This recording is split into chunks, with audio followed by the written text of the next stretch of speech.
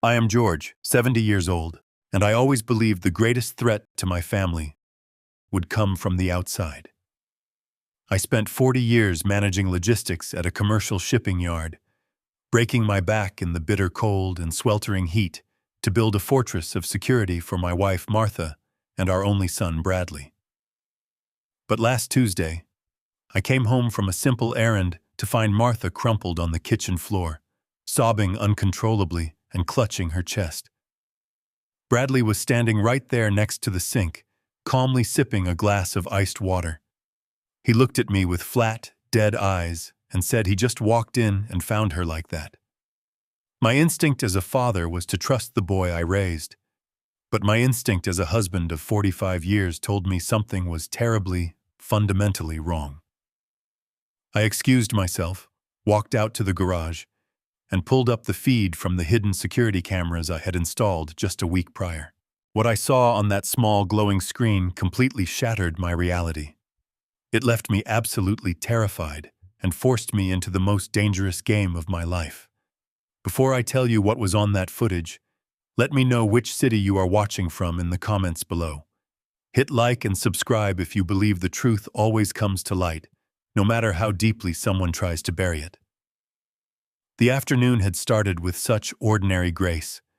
The autumn air was crisp, and the leaves were just beginning to turn a dull orange in our quiet suburban neighborhood in Ohio. I had driven down to the corner pharmacy to pick up Martha's prescription refills. She has a severe heart condition, atrial fibrillation, which requires strict medication management. I remember standing in the checkout line, chatting with the pharmacist about the upcoming baseball playoffs, holding the small white paper bag that contained the pills keeping my wife alive. I felt a profound sense of peace. I was retired. The house was entirely paid off. We had a comfortable nest egg, and our son Bradley was seemingly doing well in the city. I drove the 2 miles back to our house, parked the sedan in the driveway, and walked up the front steps humming a tune from the radio. I unlocked the front door and stepped into the foyer. The house was deathly quiet. That was my first warning. Martha usually had the television tuned to a cooking channel or music playing softly from the living room stereo. Today, the silence was heavy, thick, and suffocating. I called out her name. There was no answer. I took off my coat, hung it on the wooden rack, and walked down the hallway toward the back of the house. As I rounded the corner into the kitchen, the humming died in my throat. Martha was on the floor. She was pressed into the corner between the refrigerator and the oak cabinets, her knees pulled tight against her chest. Her face was ashen, drained of all color, and her breath was coming in short, ragged gasps. She was hyperventilating, her small hands clawing at the fabric of her cardigan. The ceramic mug she usually drank her afternoon tea from was shattered on the linoleum tiles, dark liquid pooling around the white shards. For a second, my brain completely froze. I thought she was having a massive heart attack. Then I looked up. Bradley was standing less than 5 feet away from her. He was leaning casually against the kitchen island. He held a tall glass of water in his right hand. Condensation dripped down the side of the glass, pooling on the granite countertop. He was not kneeling beside her. He was not on the phone with emergency services. He was simply watching her struggle to breathe, his posture as relaxed as if he were waiting for a bus. The contrast between my wife fighting for air on the floor and my son drinking water in total apathy hit my brain like a physical blow. I dropped the pharmacy bag on the dining table and sprinted across the room. I slid onto the hard linoleum beside Martha, ignoring the sharp sting of a broken ceramic shard slicing through the knee of my trousers. I gathered her into my arms. She was shaking violently, her skin cold and clammy to the touch. I pressed my fingers against the side of her neck, feeling her pulse racing erratically beneath her thin skin. I looked up at Bradley, my voice trembling with panic and rising anger. I demanded to know what happened. Bradley took another slow sip of his water, swallowed, and set the glass down on the counter. He looked down at us with an expression of mild annoyance, the kind of look you give a dog that has tracked mud onto a clean rug. He said he did not know. He claimed he had just walked through the back door 2 minutes ago to surprise us for a visit and found her thrashing around on the floor. He said she must have slipped or had some kind of panic attack. But as he spoke, I felt Martha's entire body flinch violently in my arms. She buried her face into my shoulder, whimpering, actively trying to hide from his voice. Bradley took a step closer, towering over us. He crossed his arms over his expensive designer suit. He said we needed to call an ambulance right now. He did not say it out of concern. He said it like a directive. He told me her mind was finally going, that she was clearly suffering from a severe psychotic break and needed to be placed on an involuntary psychiatric hold. He started using clinical, sterile language, talking about cognitive decline and dementia protocols. He said she was a danger to herself and to me, and that the hospital would know how to lock her down and evaluate her properly. The coldness in his voice sent a shiver straight down my spine. This was not the frightened reaction of a son watching his mother suffer. This was a calculated assessment. I told him no. I told him she did not need a psychiatric ward. She needed her husband, and she needed to calm down. I wrapped my arms tighter around Martha, whispering softly into her ear, telling her she was safe, telling her I was here. She gripped the fabric of my shirt so hard, her knuckles turned completely white, but she refused to look in Bradley's direction. Bradley crouched down slightly, bringing his face closer to mine. His eyes were hard, entirely devoid of warmth. He told me I was being foolish and sentimental. He insisted that if I did not call the paramedics, he would do it himself and tell them I was medically neglecting a vulnerable senior citizen. The threat was thinly veiled, but undeniably present. He was trying to take control of the situation by force.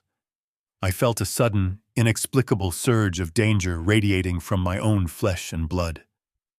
I stood up, pulling Martha up with me, supporting her entire weight against my side. I looked Bradley dead in the eye and told him in a voice I had not used since my days commanding foreman at the shipping yard that nobody was calling anyone. I told him to step back and give us room. For a fraction of a second, I saw a flash of pure hatred cross his face, but he quickly masked it with a tight, patronizing smile. He raised his hands in mock surrender, stepping aside. I practically carried Martha out of the kitchen and down the hall to our master bedroom. I laid her down on the mattress, pulled the heavy quilt over her shivering body, and sat on the edge of the bed. I asked her what happened.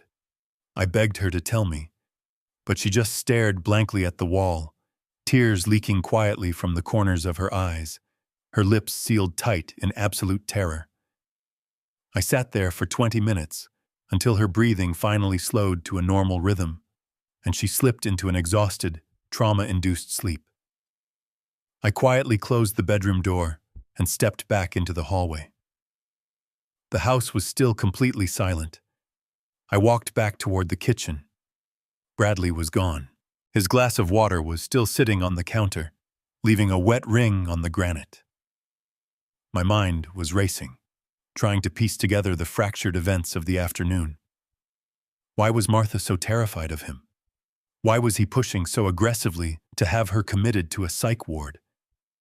I needed a moment to think, a moment to breathe away from the oppressive atmosphere inside the house. I opened the side door and stepped out into the attached garage. The familiar smell of motor oil, cut wood, and damp concrete usually grounded me, but today it offered no comfort. I walked over to my workbench, leaning my heavy hands against the scarred wooden surface. Then, my eyes fell on the small black dome mounted high in the corner of the garage ceiling. Just last week, I had noticed several expensive power tools missing from my tool chest. Assuming neighborhood kids or a local thief had found a way to slip the side window open, I had gone to an electronics store and purchased a discreet, high-definition security camera system. I mounted one in the garage, but because the system came with 2 cameras, I had mounted the second one inside the house, tucked discreetly behind a decorative plant on top of the kitchen cabinets, angled perfectly to cover the back door and the entire kitchen floor. I had not told Martha about the interior camera yet, simply because I had not gotten around to it. My heart began to pound, a heavy rhythmic dread against my ribs. I reached into my pocket and pulled out my smartphone.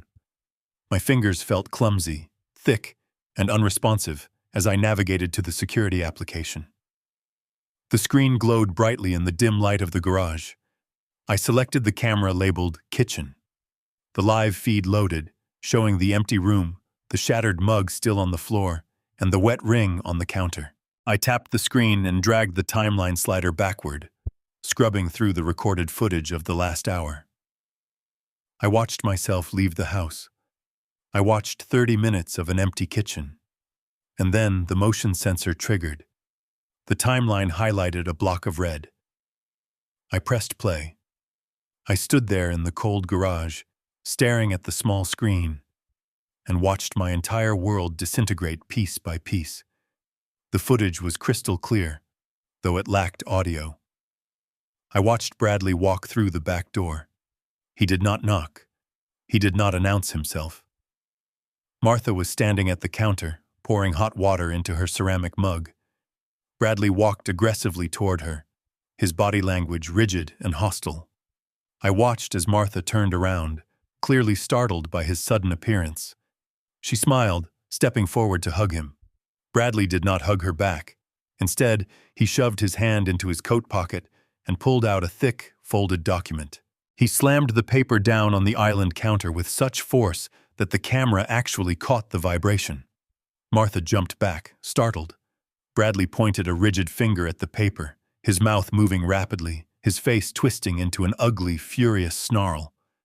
I watched my wife shake her head, looking confused and frightened. She tried to step away, moving toward the hallway. Bradley moved faster. He lunged forward and physically blocked her path, trapping her in the corner between the refrigerator and the cabinets. Martha raised her hands, pleading with him. Her chest began to heave. I knew exactly what was happening. Her heart rate was spiking. The atrial fibrillation was kicking in. She needed her medication immediately to regulate the rhythm before it triggered a catastrophic cardiac event. On the screen, I saw Martha point desperately toward the small cabinet above the stove where we kept her emergency pill bottles. Bradley looked at the cabinet. He walked over, opened it, and pulled out the small orange plastic bottle. I felt a fleeting rush of relief, thinking he was going to help her. But he did not open the bottle. He walked back to Martha, who was now sliding down the front of the refrigerator, her legs giving out from the lack of oxygen and sheer panic. Bradley stood over her. He held the orange bottle up in the air, dangling it just out of her reach. He pointed back to the document on the counter. He was screaming at her now, the veins bulging in his neck. Even without the sound, I could read the terrifying ultimatum written in his posture. Sign the paper, or die on this floor. I watched in absolute horror as my wife, gasping for air, her face contorted in agony, crawled on her hands and knees toward the kitchen island. She reached up with a trembling hand, blindly searching for a pen. Bradley pulled a silver pen from his inside pocket and dropped it on the paper. Martha dragged herself up just enough to lean heavily against the counter. She signed the document, her tears dropping visibly onto the page.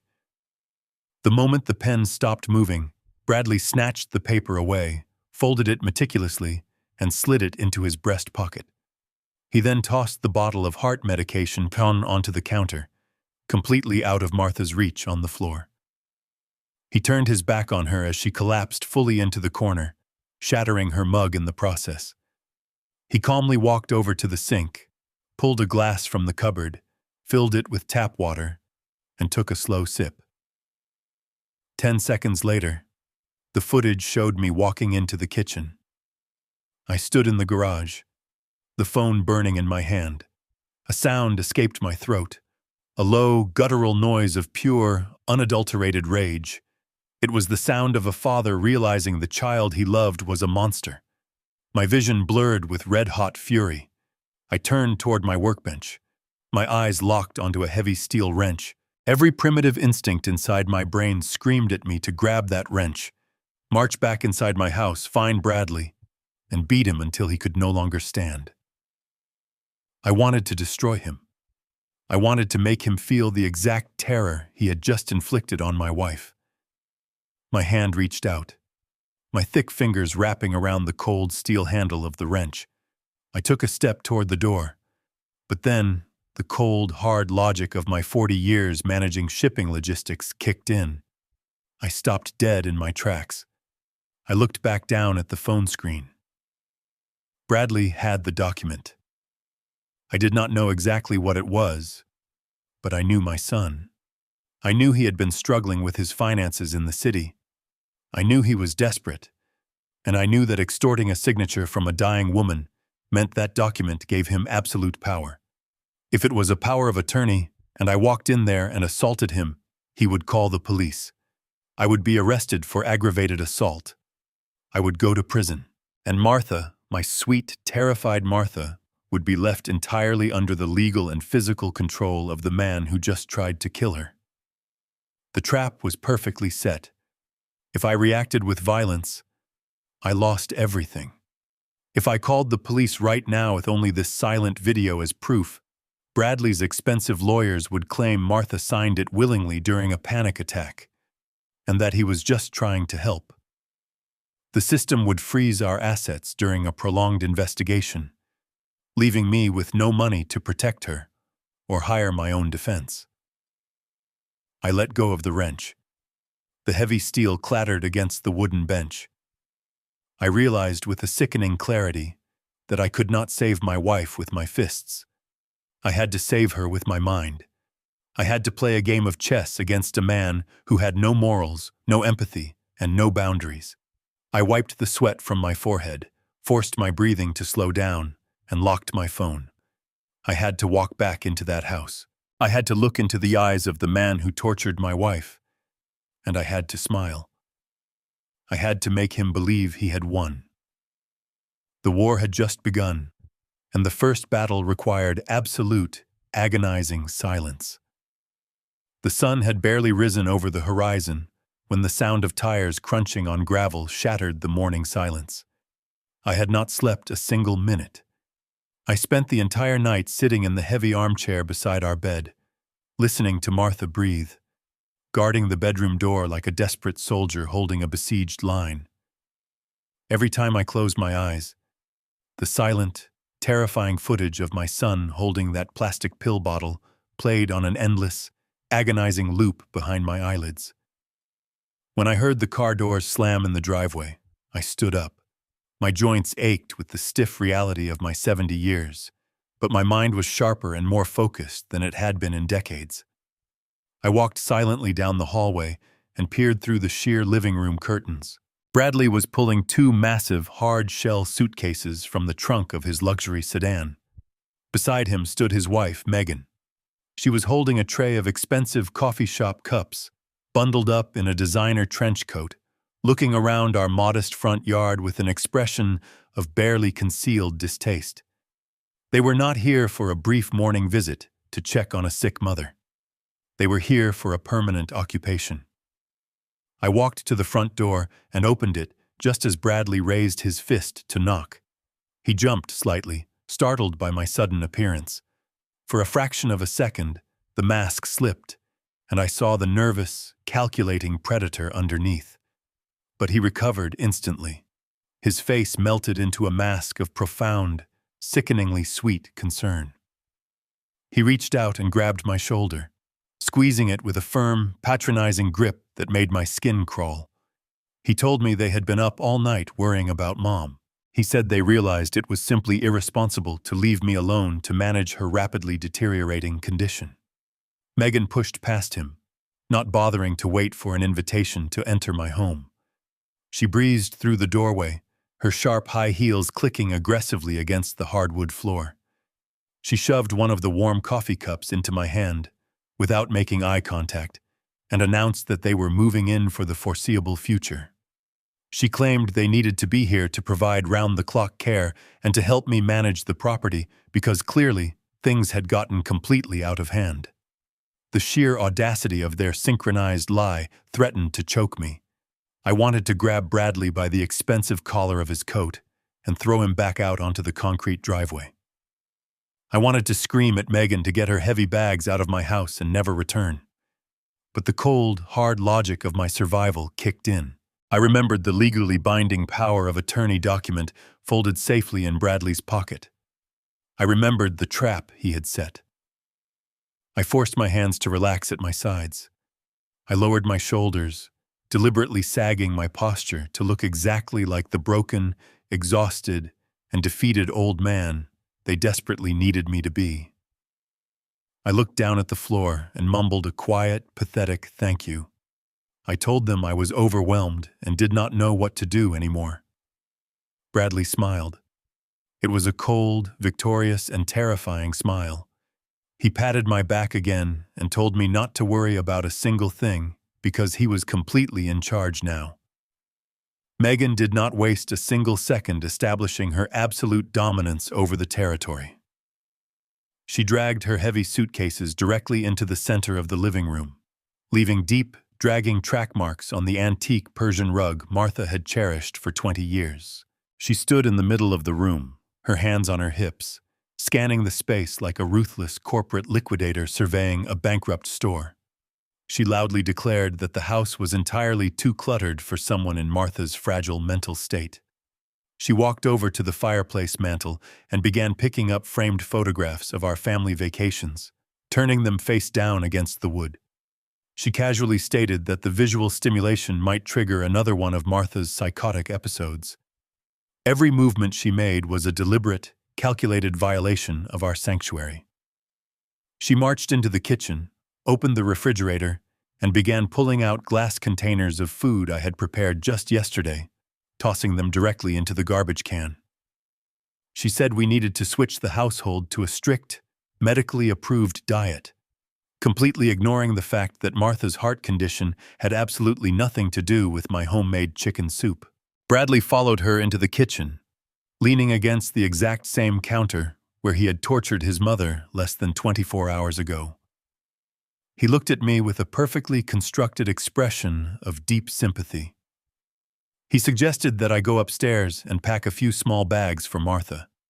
He said they had found a beautiful, highly specialized psychiatric care facility just outside the city limits. He claimed it was much more like a luxury resort than a hospital, and that it would be the absolute safest place for her while they renovated the house to make it more accessible for a wheelchair.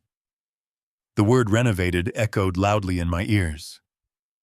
They were not just trying to lock my wife away in a state-run asylum.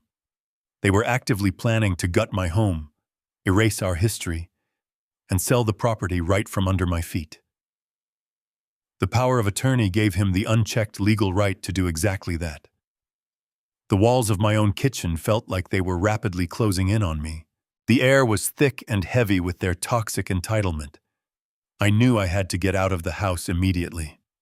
I needed space to breathe, and I needed to move to the very next phase of my silent adjustment.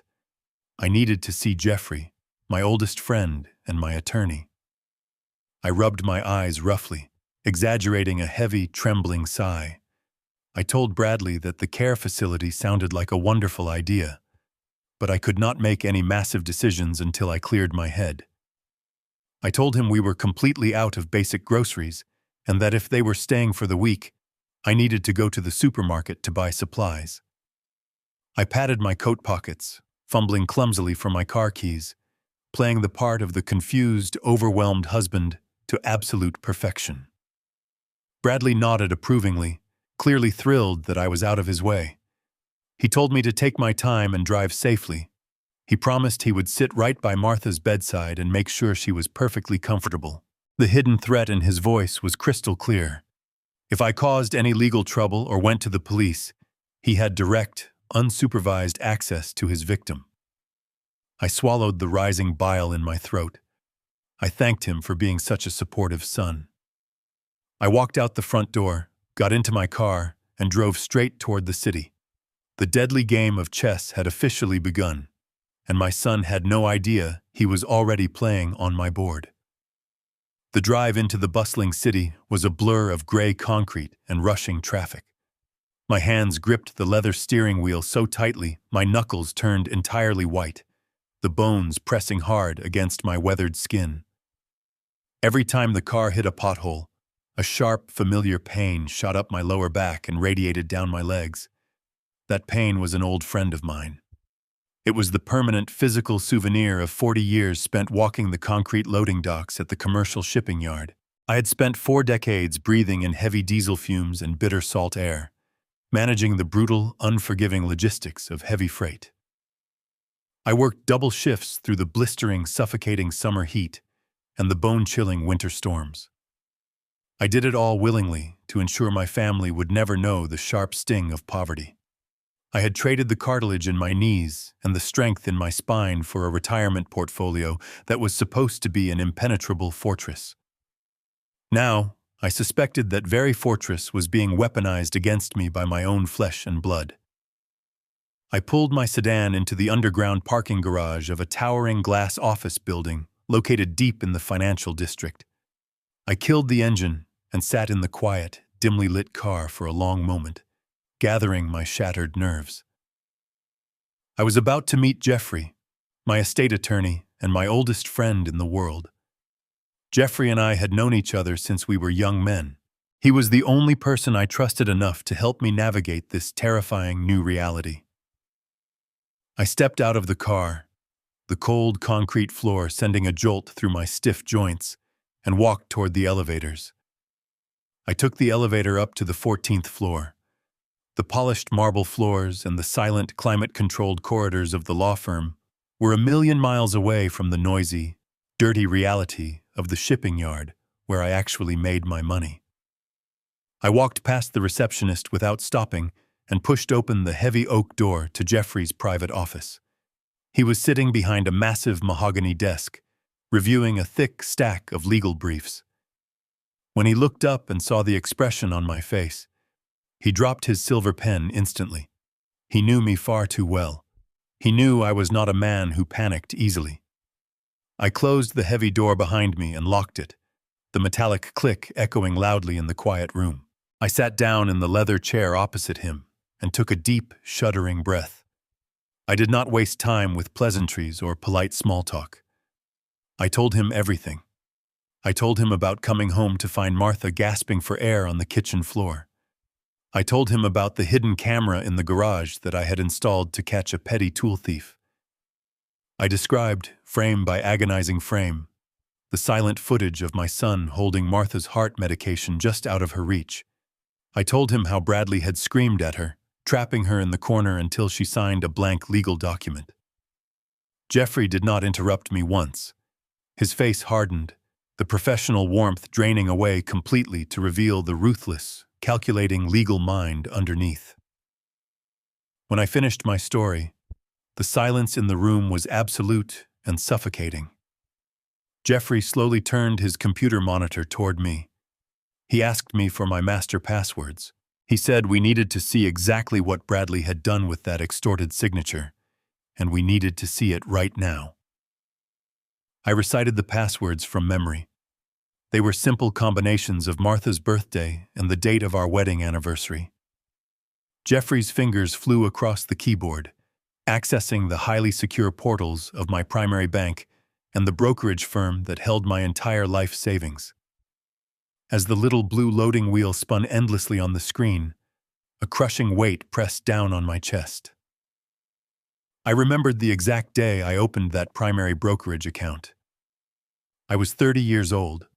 I had just worked 3 consecutive weeks of mandatory overnight overtime during a massive dock workers' strike. I came home smelling of sweat, rust, and freezing rain, handed Martha a paper check, and promised her we would build a financial safety net so thick nothing could ever break through it.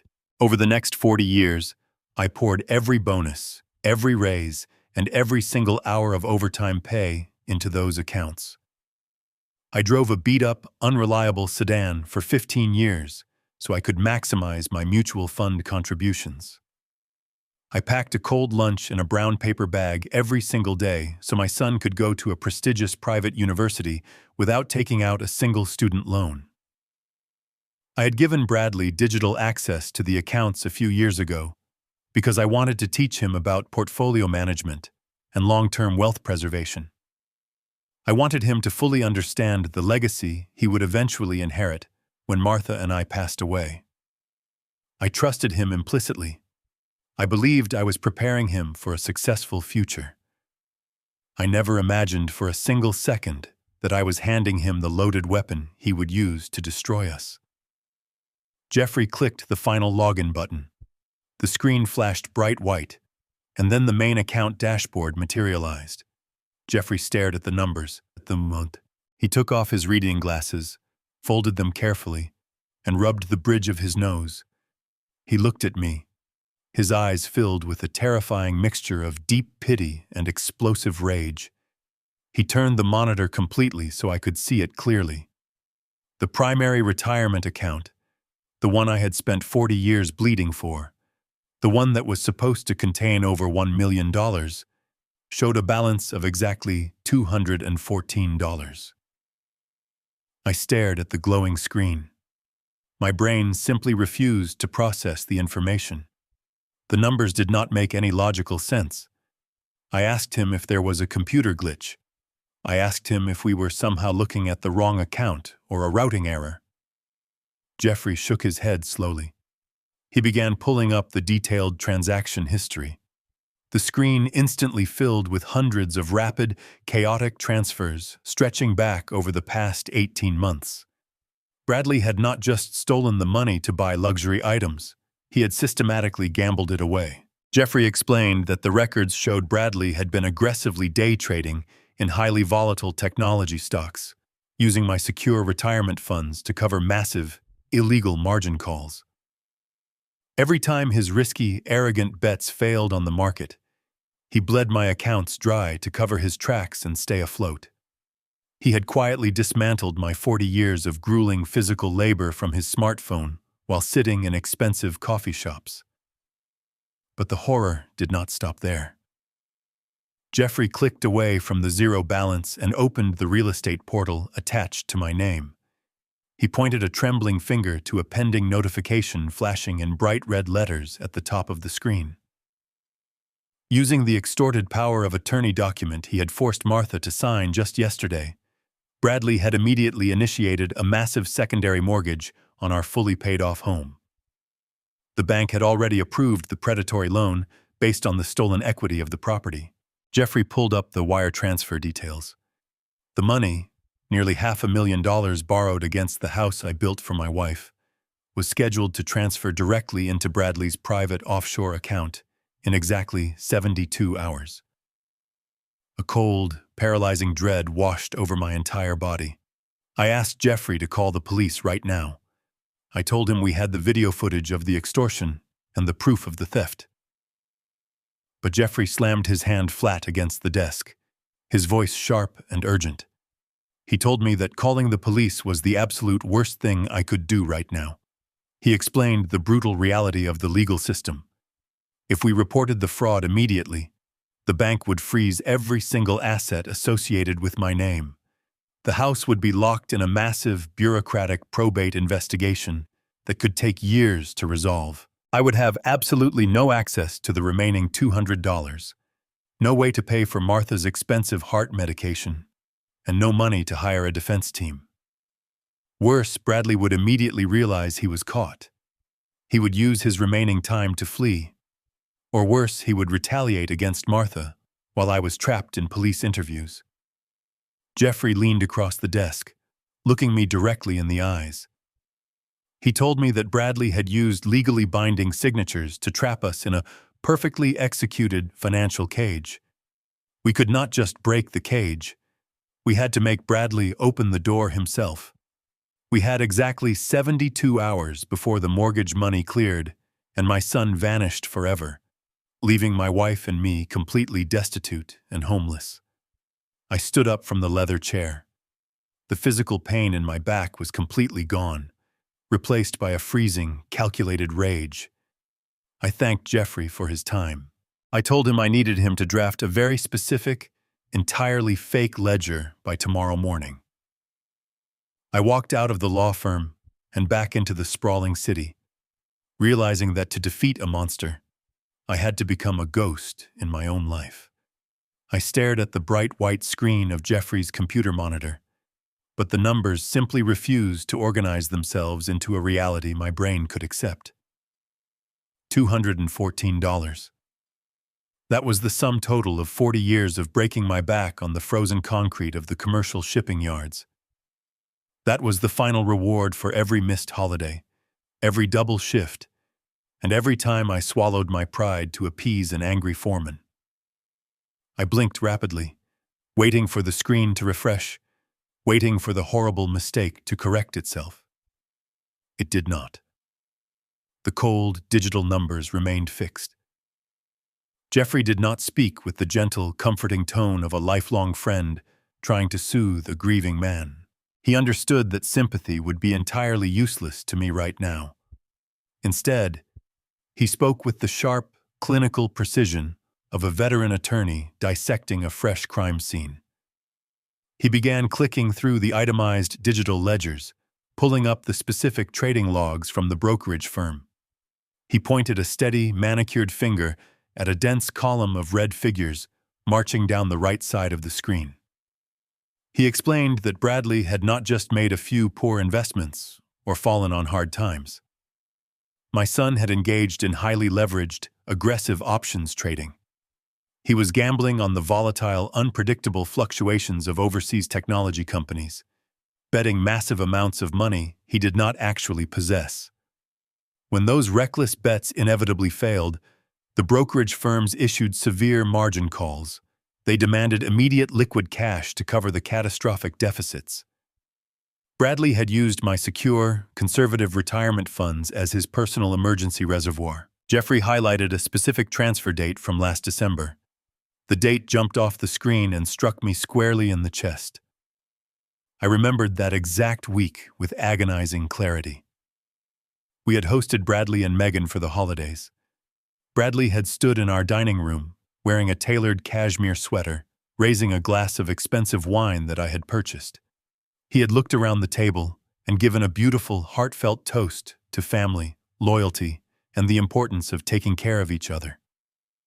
While we were eating the turkey Martha had spent 2 full days preparing, my son was secretly authorizing a wire transfer of $80,000 from my account to cover a massive trading loss. He had smiled in my face, hugged his mother, and slept in his childhood bedroom while systematically plunging a knife into our financial heart. The betrayal was so absolute, so flawlessly and sociopathically executed, that it felt like I was physically suffocating. He had drained the account slowly at first, testing the waters to see if I noticed. When I remained oblivious, trusting him completely with the digital management, he accelerated the theft. By the time he walked into my kitchen yesterday afternoon to extort his mother, the retirement well was entirely dry. But the horror of the empty accounts was only the first half of his execution plan. Jeffrey closed the trading portal and opened the secure real estate database. He told me the theft of the liquid assets was no longer enough to keep Bradley afloat. He needed a massive final score to clear his remaining debts and fund his new life. Jeffrey pulled up the digital copy of the loan agreement Bradley had initiated just hours after forcing Martha to sign the power of attorney document. This was not a standard 30-year fixed-rate mortgage from a reputable local bank. Jeffrey explained that traditional banks take weeks to underwrite a loan, demanding inspections, appraisals, and lengthy interviews. Bradley did not have weeks. He needed the money immediately to execute his escape. He had bypassed the legitimate banking system entirely and gone straight to a predatory, high-interest private lending firm. These shadow lenders operated on the fringes of the financial sector. They did not care about our credit scores or our ability to repay the massive loan. They only cared about the collateral. Our house, the beautiful 4-bedroom property sitting on a double lot with a wraparound porch, was worth over $800,000 free and clear. Bradley had leveraged our entire history for an instantaneous cash payout of $400,000. Jeffrey highlighted the terms of the repayment schedule buried deep in the fine print of the contract. The monthly interest rate was astronomical. The mandatory payments were deliberately structured to be impossible for a retired couple to afford. There was absolutely no way I could ever make the payments on my modest Social Security check. The private lender knew this perfectly well. They expected us to default on the loan. In fact, their entire business model relied on it. Within 90 days of the first missed payment, they would execute a rapid, aggressive foreclosure. They would seize the property, evict us onto the street, and sell the house at auction to double their money. The document authorizing this total destruction bore Martha's shaky, terrified signature, legally notarized by a crooked contact Bradley had undoubtedly bribed. It was an ironclad, legally binding death sentence for our independence. A cold, clammy sweat broke out across my forehead. The polished mahogany walls of Jeffrey's private office seemed to tilt inward, pressing all the oxygen out of the room. I pressed my hands flat against my thighs, trying desperately to stop the violent, uncontrollable tremors shaking my legs. I was 70 years old. My knees were shot, my spine was a permanent map of compressed discs and nerve damage, and my physical energy was a fraction of what it used to be. I had spent my entire adult life believing I was the ultimate protector of my family. I had endured the brutal, freezing winters on the shipping docks, specifically so Martha would never have to worry about a heating bill, a medical expense, or a mortgage payment. Now, because of my own blind trust in the monster we had raised, she was sleeping in a house that technically no longer belonged to us. I pictured Martha lying in our bed right now, traumatized and fragile, completely unaware that the roof over her head had already been sold to a ruthless shadow bank. If I did nothing, the $400,000 would hit Bradley's offshore account in exactly 72 hours. He and Megan would vanish, leaving no forwarding address. The private lenders would serve us with eviction papers before the first snow started falling. Martha would be thrown out of the only sanctuary she had known for 40 years. Given her severe heart condition, the stress of a forced eviction and sudden poverty would not just break her spirit. It would trigger a massive, fatal cardiac event. Bradley was not just stealing our money. He was effectively signing his own mother's death warrant for a financial payout.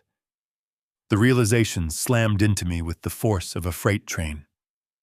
The grief over losing my son evaporated instantly, burned away by a freezing, calculated rage. I was no longer a grieving father. I was a man backed into a corner, fighting for the literal survival of his wife. I looked up at Jeffrey. He was watching me closely, waiting for the panic to completely break me. But I refused to break. I took a slow, deep breath, pulling the cold air into my lungs, and prepared to build my trap. I leaned across the heavy mahogany desk and told Jeffrey to pick up the phone right now. I wanted him to call the local police precinct, the federal authorities, or anyone with a badge and a gun. I was fully prepared to hand over the terrifying security footage and watch my own flesh and blood be dragged out of my living room in heavy steel handcuffs. My blood was boiling with a righteous, blinding need for immediate vengeance. But Jeffrey did not reach for the receiver.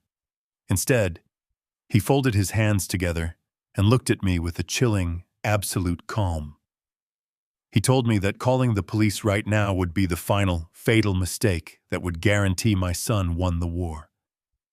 I demanded to know how arresting a criminal could possibly be a mistake. I reminded him that we had the security video clearly showing the extortion. Jeffrey shook his head slowly. He explained that a skilled defense attorney would tear that silent video apart in a courtroom. They would argue Martha was having a medical episode, and Bradley was frantically trying to get her to sign a medical directive to save her life. The justice system is a slow, blind, and unfeeling machine. The moment I filed a formal police report for massive financial fraud, The banking institution would execute an automatic legal lockdown. They would instantly freeze every single asset attached to my Social Security number to protect their own institutional liability. That included my basic checking account, the drained retirement fund, and the physical deed to my house. The property would be plunged into a complex, suffocating legal limbo. I would walk out of the police precinct a completely broke man. I would have zero access to cash. I would not be able to pay the utility bills to keep the heat running in our home. Most importantly, I would have no money to purchase the specialized heart medication that Martha required every single day to keep her pulse stable. Jeffrey forced me to understand the brutal psychology of the man I was fighting. Bradley was a cornered animal who had already crossed the ultimate moral line. If he caught even a whisper that the authorities were involved, he would immediately accelerate his timeline. He was currently living in my house, sleeping just down the hall from my traumatized wife. While I was trapped downtown answering endless questions for detectives and filling out bureaucratic paperwork, my son would be completely alone with Martha. He had already proven he was willing to withhold her medication to get what he wanted. If he felt the walls closing in and his freedom threatened, there was no limit to what he might do to silence the only actual witness permanently. The law required due process, and due process required months of agonizing litigation. We did not have months. Jeffrey turned his computer monitor back toward himself and tapped a rigid finger against the screen. He told me the exact transfer protocol of the shadow lending firm. We had exactly 72 hours before the $400,000 was irrevocably wired into Bradley's secure offshore account. That was the ticking clock.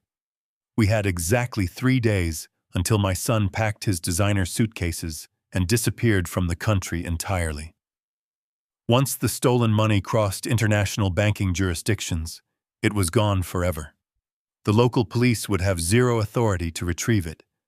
I would be left completely alone to face the private lenders, who would swiftly execute a merciless eviction process against an elderly couple with no resources. The ticking clock seemed to echo through the quiet office, a rhythmic reminder of my impending ruin. My entire life had been defined by direct, honest action. When a shipping crate was stuck on the docks, I moved it. When a physical problem arose, I faced it head-on. But brute force was entirely useless against a digital cage made of legal signatures and offshore banking protocols. I realized I could not just arrest my son. I had to completely outsmart him. I had to become something I had never been before. I had to become deceitful, manipulative, and absolutely ruthless. I had to build a trap so enticing and so perfectly disguised that he would willingly abandon his current plan and walk straight into his own destruction. I let out a long, slow breath, feeling a profound shift in my own soul. I looked Jeffrey directly in the eye, burying the last remaining shred of my paternal love forever. I asked him to help me build the perfect bait. I drove back to the house with a heavy heart, but a completely clear mind. The 72-hour countdown was ticking loudly in my head, like a metronome of impending doom. Every traffic light and every stop sign felt like an eternity. When I finally pulled into my driveway, the sight of Bradley's luxury sedan parked aggressively on my lawn made my stomach twist into a painful knot. I sat in the car for a long moment, taking slow, deep breaths to regulate my heart rate. I had to bury the furious father and the desperate husband deep inside a vault in my mind. I had to put on the absolute best performance of my entire life.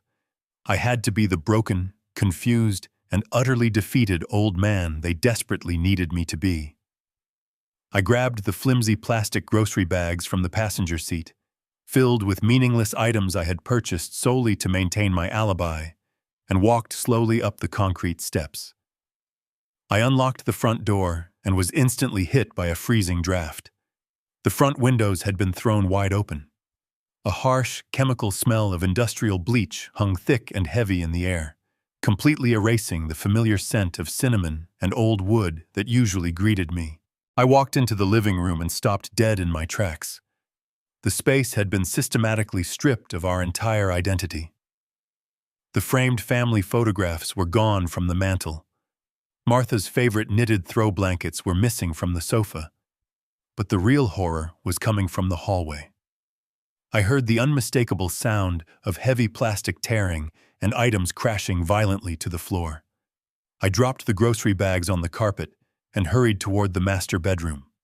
What I saw inside our bedroom made the blood pound violently in my ears. Megan was standing right in the center of the room, surrounded by thick black trash bags. The doors to Martha's closet were ripped wide open. Megan was actively pulling my wife's beautiful dresses, soft cardigans, and vintage winter coats off their wooden hangers and shoving them aggressively into the garbage bags.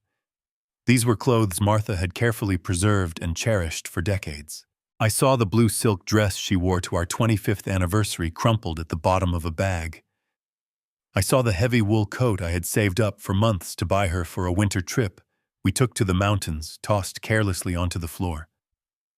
Megan was treating our entire shared history like contaminated, worthless waste.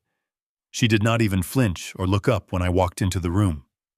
She simply tossed a handful of delicate velvet scarves into a bag and loudly announced that the closet needed to be cleared immediately to make room for her home office equipment. She claimed the dust from the old clothes was a massive respiratory hazard and that she was doing us a huge favor by sanitizing the environment. The sheer, breathtaking arrogance of her invasion paralyzed me. I felt my hands clench into tight, trembling fists at my sides. Every muscle in my back coiled with tension. I wanted to grab her by her expensive designer coat and throw her out of my house. I wanted to rip those black trash bags open and hang every single dress back exactly where it belonged.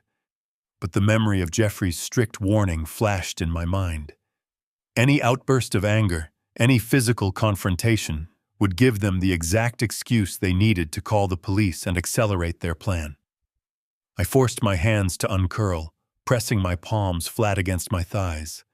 I lowered my head, deliberately letting my shoulders slump forward, and adopted a weak, trembling voice. I asked her what she was doing with Martha's personal things. Megan finally turned to look at me, her eyes completely devoid of warmth or empathy. She let out a loud, highly patronizing sigh and explained that they were taking over the master suite because it was the only room in the house with enough natural light for her important video calls. She told me I should be incredibly grateful they were willing to sacrifice their busy, successful city lives to come down here and manage this absolute disaster of a household. She spoke to me as if I were a slow, difficult child who was failing to grasp a very simple concept. I swallowed my pride, tasting bitter bile in the back of my throat, and nodded my head in fake submission. I asked her where my wife was. Megan pointed a perfectly manicured finger toward the small, cramped guest bedroom at the very end of the hallway. She casually mentioned that they had moved Martha into that room because the smaller space would be much less confusing for her rapidly declining mental state. She then added, with chilling nonchalance, that they had installed a slide lock on the outside of the door. She claimed Martha had tried to wander into the kitchen earlier, and they simply could not risk her hurting herself with the stove or the sharp knives. A jolt of pure, unadulterated terror shot straight through my chest. They had literally locked my wife in a tiny room like a prisoner in her own home. The hostage situation was no longer a metaphor. It was a physical reality. I turned away from Megan, completely ignoring her sharp instructions to carry the heavy garbage bags out to the curb, and practically ran down the hallway. I reached the guest room and saw the cheap metal lock they had screwed into the doorframe. I slid the bolt back, my hands shaking uncontrollably, and pushed the door open. The room was dark, the heavy curtains drawn tight against the afternoon sun. Martha was sitting on the edge of the narrow twin bed, her hands folded tightly in her lap, staring blankly at the wall. She looked incredibly small, fragile, and terrified. When she heard my heavy footsteps, she flinched violently, clearly preparing for another vicious verbal assault from our son or his wife. I quickly crossed the room and knelt down on the carpet right in front of her. I took her cold, trembling hands in mine and whispered that it was just me. She looked down at me, her eyes filling with a terror that broke my heart into 1,000 pieces. I promised her, in a voice so quiet that only she could hear, that this nightmare was going to end very soon. I told her I had a plan, but we had to be incredibly brave and absolutely silent for just a little while longer. I sat on the floor beside her, holding her hand in the dark, gathering every ounce of strength I had left for the psychological warfare that was about to escalate. I was still sitting on the floor of the darkened guest room, holding Martha's trembling hand, when the heavy sound of the front door opening echoed down the hallway. Footsteps approached, deliberate and heavy, completely lacking the familiar gentle rhythm of our quiet home. The cheap metal slide lock on the door clicked open with a sharp, violent snap. Bradley stood in the doorway, blocking the light from the hallway. But he was not alone. Beside him stood a tall, remarkably polished man carrying a vintage leather medical bag. The man wore an expensive charcoal suit and a silk tie that looked completely out of place for a standard, compassionate house call. Bradley introduced him as Dr. Sterling.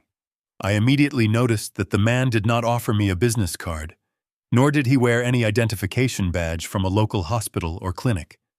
His smile was perfectly practiced, a cold, calculated stretching of the lips that was entirely devoid of genuine human warmth. Bradley placed a heavy hand on the doctor's shoulder and announced to the room that he had brought a top-tier specialist to conduct a private, comprehensive psychiatric evaluation for Mom. He stated, in a voice dripping with fake sympathy, that it was purely for her own safety, to ensure she was not suffering from severe, untreated dementia.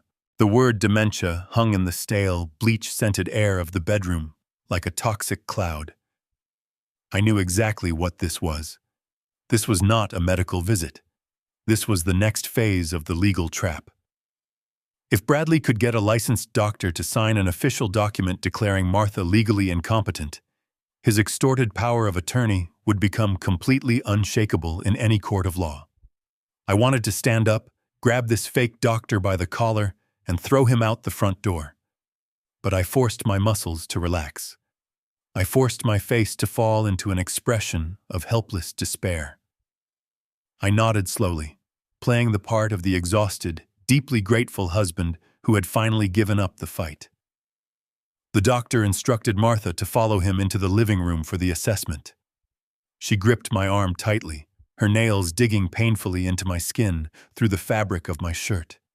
She was shaking like a leaf caught in a winter storm. I gently patted her hand, whispering that I would be right there beside her the entire time, promising I would not let go. We walked slowly down the hallway. The living room felt entirely alien now, completely stripped of all our personal belongings and family history by Megan. Bradley pulled out a heavy wooden dining chair for his mother, his face the absolute picture of a loving, deeply concerned son. Megan stood in the far corner of the room, her arms crossed tightly over her chest, watching us with the cold, calculating gaze of a prison guard monitoring an execution. Dr. Sterling sat on the edge of the sofa opposite Martha. He took out a thick silver pen and a professional medical clipboard. He began the interview with simple, disarming questions. He asked Martha for her full name, her date of birth, the current year, and the name of the president. Martha answered every single question perfectly, her voice shaking, but her mind absolutely sharp and clear. I felt a brief, foolish surge of hope in my chest.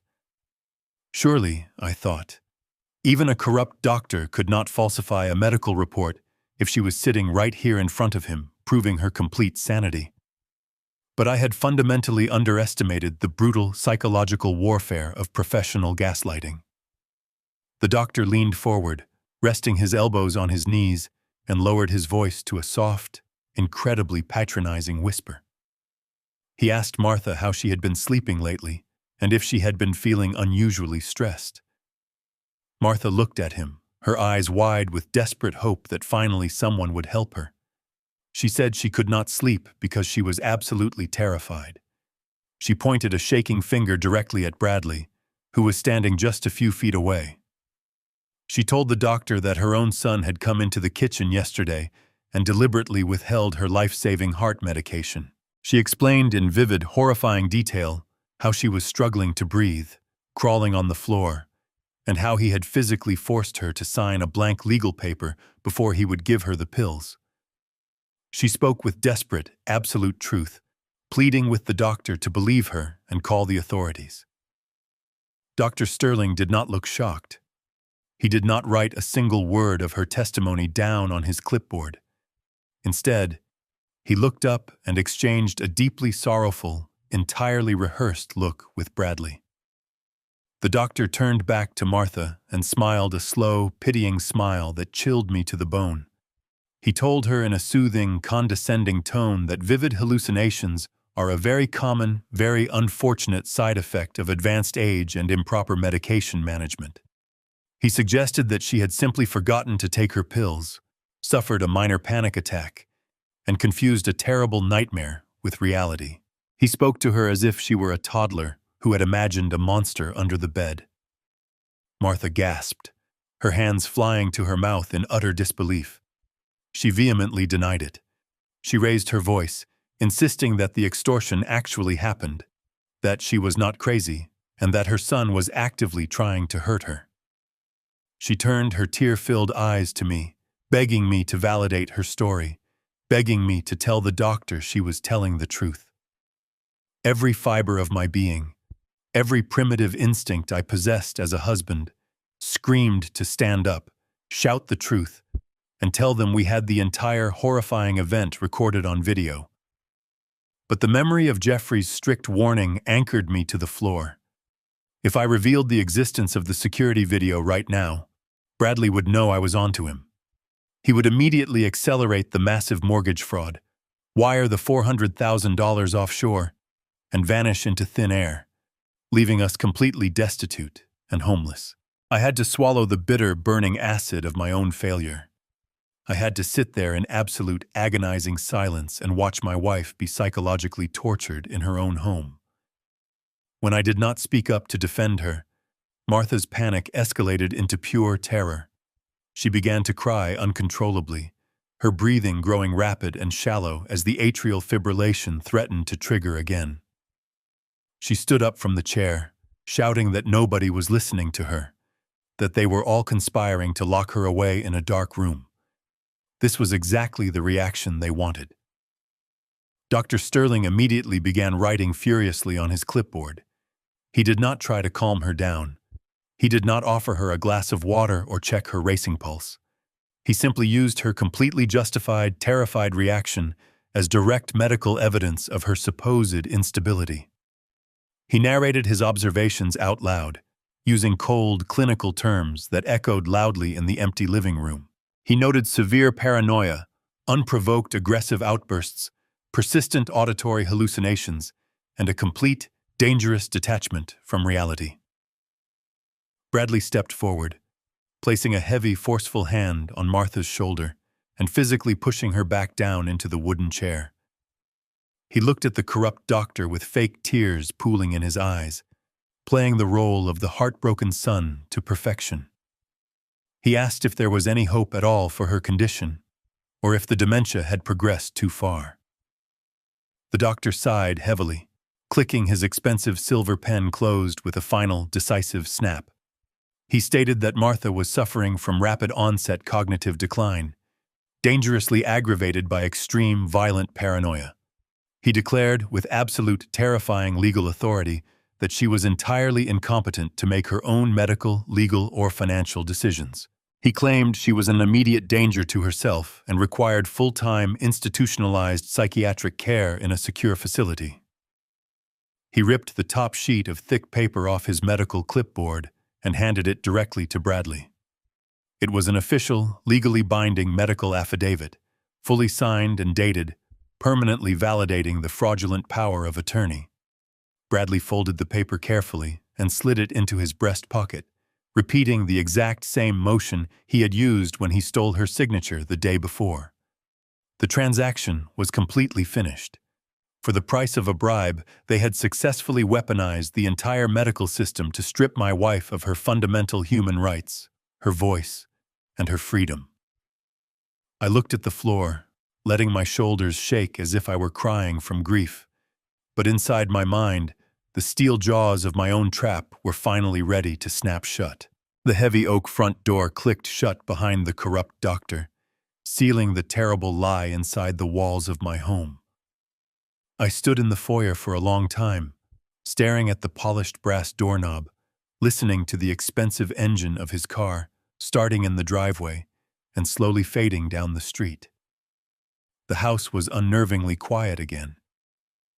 I could hear the faint, muffled sound of Martha crying in the locked guest bedroom at the end of the hall. Every sob that drifted through the wood felt like a physical knife twisting deep in my chest. My instinct was to run to her, to tear that cheap metal lock off the doorframe with my bare hands, and to carry her far away from this nightmare. But I knew that any rash action now would destroy the meticulous trap Jeffrey and I were building. I had to swallow the bitter taste of my own bile. I had to embrace the role of the defeated patriarch. I let my shoulders drop entirely, allowing the natural ache in my lower back to dictate my posture. I dragged my feet slightly against the hardwood floor, mimicking the shuffling gait of a man who had finally been crushed by the weight of the world. I walked back into the kitchen. Bradley was standing by the sink, pouring himself a glass of expensive scotch from a bottle he had presumed to open from my private cabinet. He looked incredibly relaxed, the tight tension in his jaw entirely gone. He had won. He had secured the legal documentation he needed to execute the fraudulent mortgage and completely erase his mother's autonomy. He took a slow sip of the amber liquid and turned to face me. He expected anger. He expected me to shout, to threaten him with lawyers, or to demand that he leave my house. I gave him absolutely none of that. I pulled out a heavy wooden chair from the dining table and sank into it, letting out a long, ragged sigh that shuddered through my entire frame. I rested my forearms on the table, staring down at my calloused hands. They were the hands of a man who had spent 40 years moving mountains of freight. But right now, I made them tremble like dry leaves in a winter wind. I looked up at my son, making sure my eyes were completely hollow, devoid of any fighting spirit. I told Bradley to sit down. My voice was no longer the firm, commanding baritone of a shipping yard manager. It was a raspy, fragile whisper. He hesitated for a fraction of a second, his eyes narrowing with a fleeting suspicion, but his overwhelming arrogance quickly smothered it. He walked over, the glass of scotch in his hand, and sat across from me. He leaned back in his chair, crossing his legs, waiting for my capitulation. I took a slow, deep breath and began the most difficult, emotionally complex performance of my entire life. I looked directly into the eyes of the monster I had raised and told him that he was right. I forced the words past the massive lump in my throat, telling him that I had been too blind, too stubborn, and entirely too proud to see the reality of the situation. I spoke about the past 40 years. I talked about how I had spent every single day believing that my physical strength and my relentless work ethic were enough to protect this family from any harm. I told him how I had built this house brick by brick, how I had shielded his mother from the harsh realities of the world, and how I had foolishly believed I could simply freeze time. I let a single, genuine tear escape my eye, a tear born not of defeat, but of profound grief for the son I thought I had. I told Bradley that watching his mother deteriorate, watching her suffer these terrifying hallucinations and unprovoked panic attacks, had completely broken me. I admitted that when she accused him of hurting her, it shattered my heart, because it proved just how far her mind had truly slipped into the darkness. I validated every single cruel lie he and that corrupt doctor had just established. I looked down at my trembling hands again, shaking my head in slow, rhythmic despair. I told him that I was simply too old and too tired to fight the inevitable anymore. I said my spine was failing, my energy was gone, and I could no longer provide the level of care that a woman in her condition required. I praised him for stepping up. I forced myself to thank him for making the incredibly difficult, painful decisions that I was too weak and sentimental to make myself. I told him that the idea of a specialized care facility, a place where she would be safe from her own mind, was a mercy that I had been too selfish to consider. The words tasted like ash in my mouth, but I delivered them with the absolute sincerity of a broken man seeking forgiveness. Bradley leaned forward, resting his elbows on the table, his posture shifting from defensive to entirely dominant. The last remnants of his suspicion melted away, replaced by a sickening, triumphant glow. He reached across the table and placed his hand over mine. His touch was cold and repulsive, but I did not pull away. He told me in that same fake, soothing voice he had used with the doctor that he was simply doing what any loving son would do. He promised me that he would carry the burden now, that I could finally rest, and that he would handle all the ugly, complicated details of her transition and the estate. He was entirely convinced that he had shattered my spirit and conquered my will. That was the exact moment I pivoted to the hook. I withdrew my hand from under his, wiping my eyes with the back of my sleeve. I nodded slowly, agreeing that he needed to take control of the estate. I told him that my mind was becoming as foggy as his mother's, and that the sheer volume of paperwork, the taxes, and the accounts were completely overwhelming me.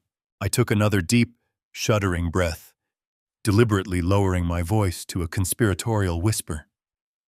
I told him that there were things about our finances that I had kept hidden from everyone, even from his mother, because they were simply too complex and too dangerous for anyone else to manage.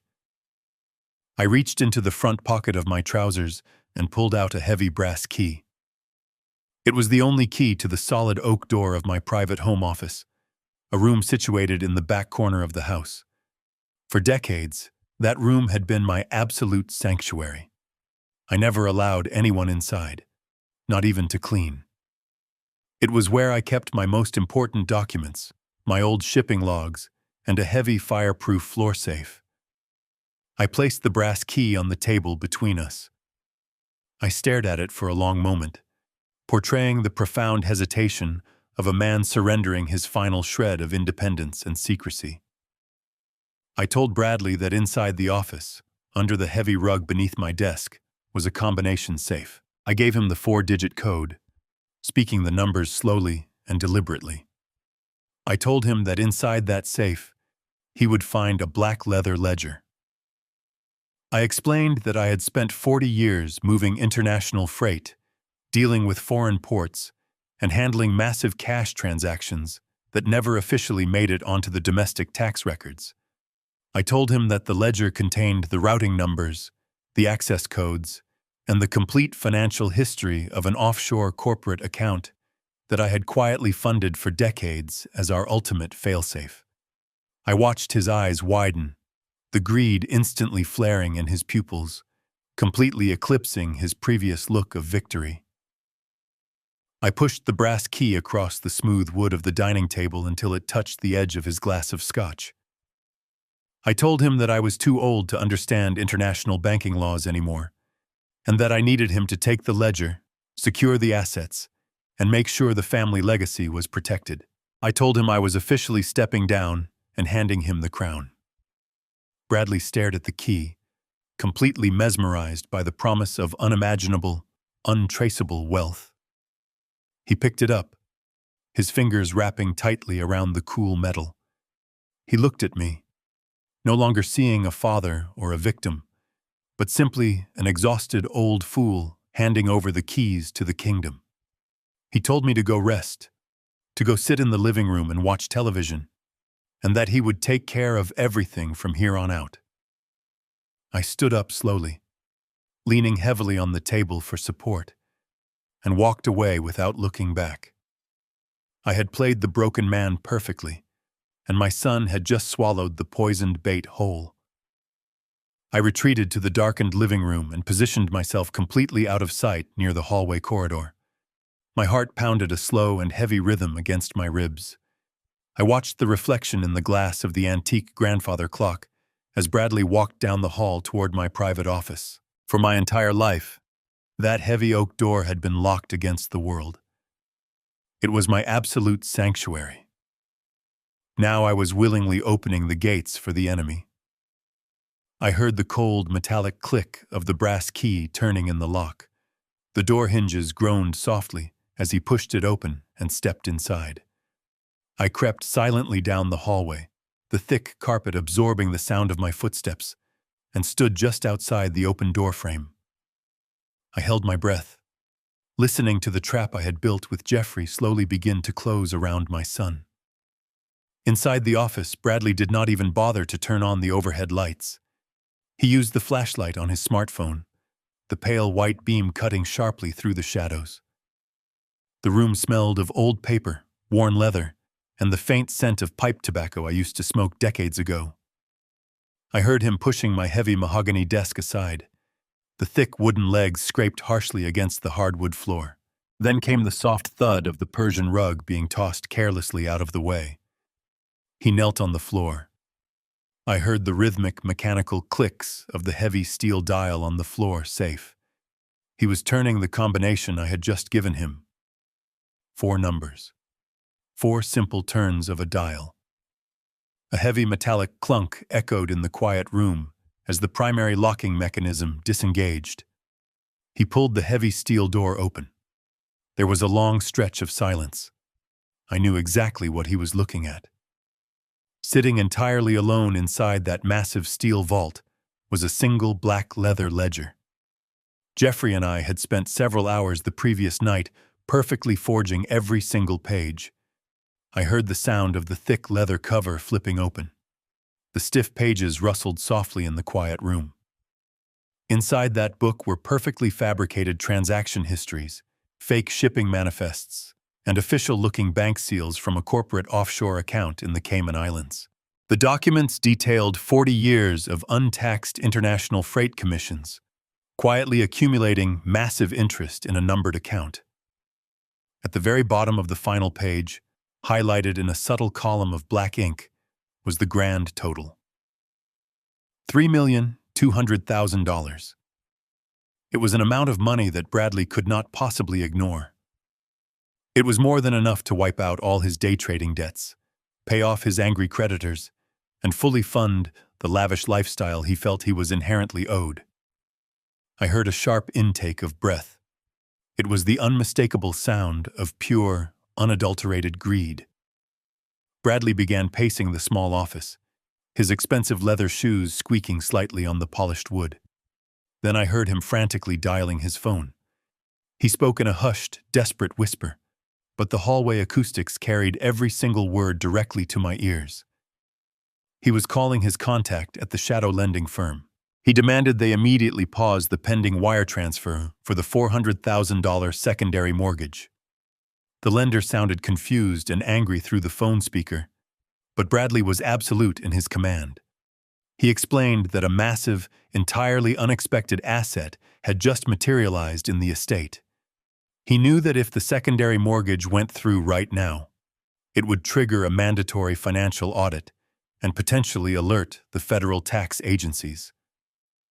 That kind of sudden legal scrutiny would make it absolutely impossible to quietly transfer $3 million across international borders.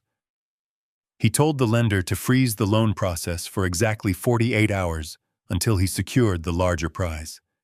He ended the call and laughed. It was a cold, arrogant sound that echoed loudly in the dark office.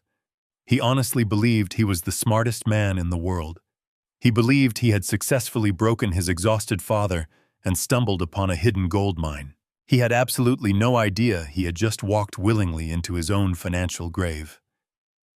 I quietly stepped back into the shadows and retreated down the hallway to the locked guest bedroom to sit with Martha. I had done it. I had successfully paused the ticking clock on the mortgage. I had bought myself the 2 days I desperately needed to gather my arsenal, divide his loyalties, and destroy him completely. The next morning broke with a heavy gray sky that perfectly matched the cold resolve settling deep inside my chest. I had successfully bought myself 48 hours, but the clock was already ticking down without mercy. I needed to move fast. I found Bradley sitting at my kitchen island, sipping a fresh cup of coffee and furiously typing on his laptop. He looked up at me with a smug, satisfied expression. I kept my head bowed and my shoulders slumped. I told him in a quiet, defeated voice that I was going to the local hardware store to buy some heavy-duty deadbolts. I told him I wanted to secure the basement doors, leaning entirely into his false narrative that I was terrified of Martha wandering around the house and hurting herself. Bradley nodded approvingly, telling me to take my time and that he had a lot of important international banking phone calls to make anyway. He was entirely consumed by the phantom $3 million waiting in the fake offshore account. He did not suspect a thing. I walked out the front door, got into my car, and drove away from my hijacked home. I did not go to the hardware store. I drove 10 miles out of town, taking the winding back roads until I reached a small, run-down diner, sitting alone on the edge of the interstate. The parking lot was mostly empty, save for a few long-haul transport trucks. I parked my sedan near the back and walked inside. The diner smelled of stale coffee and fried bacon. I slid into a cracked vinyl booth in the darkest corner of the room.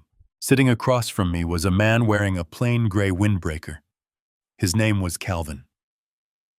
Jeffrey had hired him the previous afternoon. Calvin was a former forensic accountant turned private investigator, a man who specialized in tracing hidden assets and uncovering the digital footprints of wealthy, deceitful people. He did not offer a warm greeting or a sympathetic smile. He simply reached into his worn leather briefcase and slid a thick manila folder across the sticky laminate table. Calvin spoke in a low, gravelly voice, completely devoid of emotion. He told me that tracing Bradley was incredibly easy because my son was arrogant and careless. But Calvin explained that he had focused the majority of his time on Megan. He knew that in a criminal conspiracy, the weakest link is always the person who feels they are not getting their fair share. Calvin had found a massive, glaring vulnerability in their operation. Because Bradley was completely broke, he had never bothered to upgrade his cellular plan. He was still using the primary family data plan that I had opened over a decade ago. I was the primary account holder. I paid the monthly bill. That meant, legally, I had full administrative access to the cloud storage backups associated with that specific network account. Calvin had used my authorization to legally download the entire archive of Megan's synchronized text messages and emails from the past 3 months. I opened the manila folder. The first page was a printed spreadsheet of raw data, but the subsequent pages were high-resolution screenshots of text message conversations. Calvin pointed a thick finger at a specific exchange dated just 2 days ago, right around the time they had decided to move into my house. The messages were not sent to a friend or a family member. They were sent to a high-end luxury real estate broker located in a completely different state. I read the words printed on the page, and the sheer, calculated malice of my daughter-in-law became crystal clear. Megan was not planning to build a life with the money Bradley was stealing from me. She was actively planning to abandon him the very second the cash was secured. The text messages detailed a cash offer Megan was making on a $2 million penthouse condominium. The broker had explicitly asked if her husband needed to be included on the title deed. Megan's reply was printed in bright blue bubbles. She told the broker that her husband was not going to be involved in the purchase. She stated that the funds were coming from an independent inheritance and that she was currently retaining a highly aggressive divorce attorney. She instructed the broker to structure the purchase through a blind trust so that Bradley would have absolutely no legal claim to the property. She was waiting for the fraudulent mortgage money to clear, and now she was waiting for the fake offshore millions to materialize. The absolute second the money hit their joint account, she was going to wire her half into the blind trust, serve Bradley with divorce papers, and leave him to face the devastating legal and financial fallout entirely alone. I flipped to the next page of the folder. Calvin had also recovered emails between Megan and her prospective divorce lawyer. In these emails, she openly mocked Bradley's intelligence.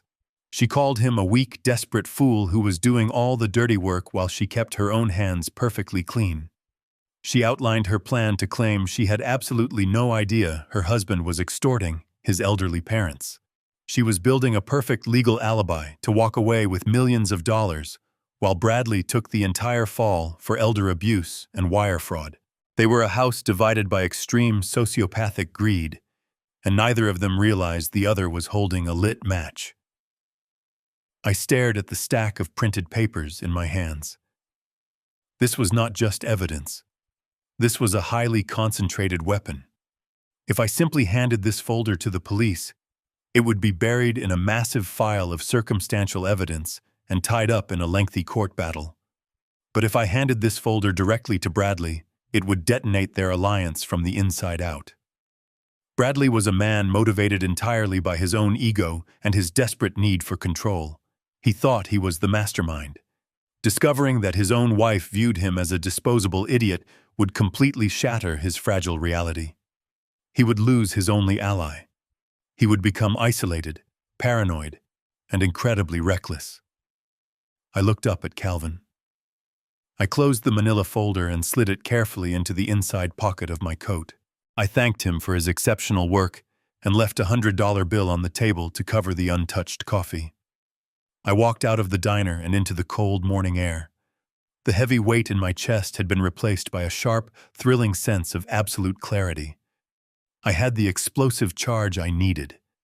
I got back into my car and turned the key in the ignition. I was driving back to my house to plant the evidence exactly where my son would find it. The gaslighting campaign was officially over. It was time to divide and conquer. I pulled my sedan back into the driveway. The heavy gray clouds had finally broken open, casting long and sharp shadows across the front lawn. I walked through the front door, slipping my shoes off to ensure my footsteps remained completely silent on the hardwood floors. The house was unnervingly quiet, save for the low hum of the refrigerator in the kitchen. I could hear the faint sound of Megan talking loudly on her phone upstairs in the master bedroom, no doubt discussing the final details of her secret penthouse purchase with her lawyers. Bradley was nowhere to be seen, likely taking a shower or pacing the backyard while he waited for the fake offshore banking freeze to lift. The stage was perfectly set. I reached into the inside pocket of my coat and pulled out the thick manila folder Calvin had given me. It felt heavier now, loaded with the destructive power of absolute truth. I walked into the kitchen and stood by the large granite island. This was the exact spot where Bradley had stood when he extorted Martha. It was the exact spot where he had poured himself a glass of my expensive scotch to celebrate his supposed victory. It was the absolute center of his stolen territory. I placed the folder down on the smooth and cold stone. I deliberately slid it next to his laptop and his leather wallet, guaranteeing it would be the very first thing he saw when he returned to his workstation. I did not leave a note. I did not leave any indication of where the folder came from. A mystery would only amplify his paranoia and make him question every single shadow in this house. I opened the cover just enough to expose the first page of printed text messages. The bright blue bubbles detailing Megan's plan to abandon him the moment the money cleared were highly visible. The words were a venomous snake coiled on the counter, waiting for him to reach out and get bitten. I backed away from the kitchen, retreating into the deep shadows of the adjoining dining room. I sat down in the heavy wooden chair at the head of the table. I was perfectly concealed by the dim light, but I had a clear and unobstructed view of the kitchen island. And then I waited. The silence in the house grew thick and suffocating. Every passing minute felt like an hour. I listened to the rhythmic ticking of the antique grandfather clock in the hallway. Each mechanical click echoed the 72-hour countdown that was still threatening to destroy my life. I focused my eyes on the folder. My hands rested flat against the wooden table, steady and completely still. For 40 years, I had sat at this exact table sharing meals with my wife and my son. I had carved turkeys here. I had helped Bradley with his mathematics homework here. Now, I was using this space as a sniper blind in a psychological war. I felt no guilt. I felt no remorse for the marriage I was about to obliterate. They had brought this vicious cruelty into my sanctuary, and I was simply finishing the battle they had started. Upstairs, the sound of Megan's footsteps clicked aggressively against the ceiling boards as she paced back and forth, completely unaware that her perfect escape plan was sitting entirely exposed on the kitchen counter. I heard the water shut off in the downstairs guest bathroom. A door opened. Footsteps padded softly down the hallway. It was Bradley. My heart began a slow and heavy drumbeat against my ribs. I held my breath, melting further into the shadows of the dining room. Bradley walked into the kitchen, rubbing a towel through his damp hair. He was wearing a plush bathrobe, moving with the slow and languid confidence of a man who believed he held the entire world in the palm of his hand. He tossed the towel onto the back of a chair and walked directly toward his laptop on the granite island. He reached for his computer, but his hand stopped midair. His eyes locked onto the manila folder. He frowned, clearly confused by the sudden appearance of physical documents on his pristine workspace. He looked around the empty kitchen, his gaze sweeping right past the darkened dining room where I sat entirely motionless. Assuming it was some kind of banking paperwork I had left behind in my supposed state of mental decline, he reached out and flipped the folder open. From my vantage point, I had a perfect view of his profile. I watched his eyes scan the first line of the printed page. I watched the initial confusion melt into a deep and furrowed concentration.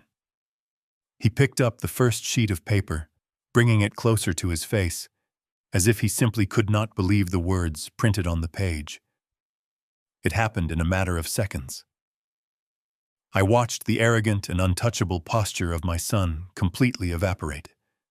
The blood drained entirely from his face, leaving his skin a sickly and ashen gray. His jaw dropped slightly, his eyes widening in absolute horror as he read the text messages from his wife to the real estate broker. He dropped the first page and frantically grabbed the next one, reading the emails where Megan called him a disposable fool. The realization hit him with the devastating force of a physical blow. He was not the mastermind. He was the mark. His own wife, the woman he had partnered with to destroy his parents, was actively planning to steal the entire fortune and leave him facing federal prison alone. His hands began to shake violently, the papers rustling loudly in the quiet kitchen. He dropped the documents back onto the granite counter. His breathing became ragged and heavy, his chest heaving under the plush fabric of his robe. He gripped the edge of the granite island so hard his knuckles turned white, staring at the papers as if they were a terminal diagnosis. The seed of absolute paranoia had been successfully planted, and it was blooming into a magnificent and destructive rage. I watched from the absolute darkness of the dining room as the shock on Bradley's face curdled into a violent, trembling rage. The silence of the kitchen was shattered by a sudden, guttural roar that tore from his throat. It was the sound of a wounded animal realizing it had been led into a slaughterhouse by its own mate. He swept his arm across the granite island, violently knocking his expensive laptop and his glass of water onto the hard linoleum floor. The glass shattered into 100 pieces, but he did not even flinch. He grabbed the manila folder, his knuckles turning stark white, and screamed his wife's name. The sound echoed up the grand staircase, thick with a venom I had never heard him use before. Heavy footsteps immediately pounded on the floorboards above. Megan appeared at the top of the stairs, still holding her cell phone, her face twisted in an expression of supreme annoyance. She marched down the wooden steps, demanding to know why he was screaming like a lunatic and ruining her important call with her real estate broker. She stepped into the kitchen, entirely unaware that the ground beneath her feet had already completely vanished. Bradley did not offer a single word of explanation. He simply lunged forward and hurled the thick stack of printed text messages directly at her chest. The papers exploded in the air between them, fluttering down like a storm of white snow, blanketing the shattered glass on the floor. Megan stumbled back, startled by the physical aggression. She looked down at the floor, her eyes catching the bright blue text bubbles printed in high resolution on the scattered pages. I held my breath in the shadows, waiting for the denial, waiting for the tears and the desperate apologies of a wife caught in a terrible lie. But Megan did not cry. She did not fall to her knees and beg for his forgiveness. As she bent down and picked up the first page, reading her own sociopathic words detailing her plan to steal the stolen mortgage money and file for divorce, her entire demeanor shifted. The mask of the supportive, loving partner fell away completely, revealing the cold, calculating mercenary underneath. She stood up slowly, brushing a piece of lint from her designer trousers, and looked her husband dead in the eye with a chilling smirk. Bradley was shaking violently, his chest heaving under his plush bathrobe. He demanded to know if it was true. He screamed that he had destroyed his relationship with his parents, committed federal crimes, and risked going to prison entirely to provide her with the lavish lifestyle she demanded. He accused her of being a parasite, a treacherous leech who was waiting to drain his final drop of blood before abandoning the corpse. He stepped closer to her, his face turning a deep, dangerous shade of purple, shouting that she was nothing without him and his money. Megan let out a sharp, mocking laugh that cut through his rage like a scalpel. She did not back down a single inch. She stepped directly into his personal space, raising her chin, completely unafraid of his anger. She told him he was the most pathetic, delusional man she had ever met. Her words were precise and heavily calculated to inflict the maximum amount of psychological damage.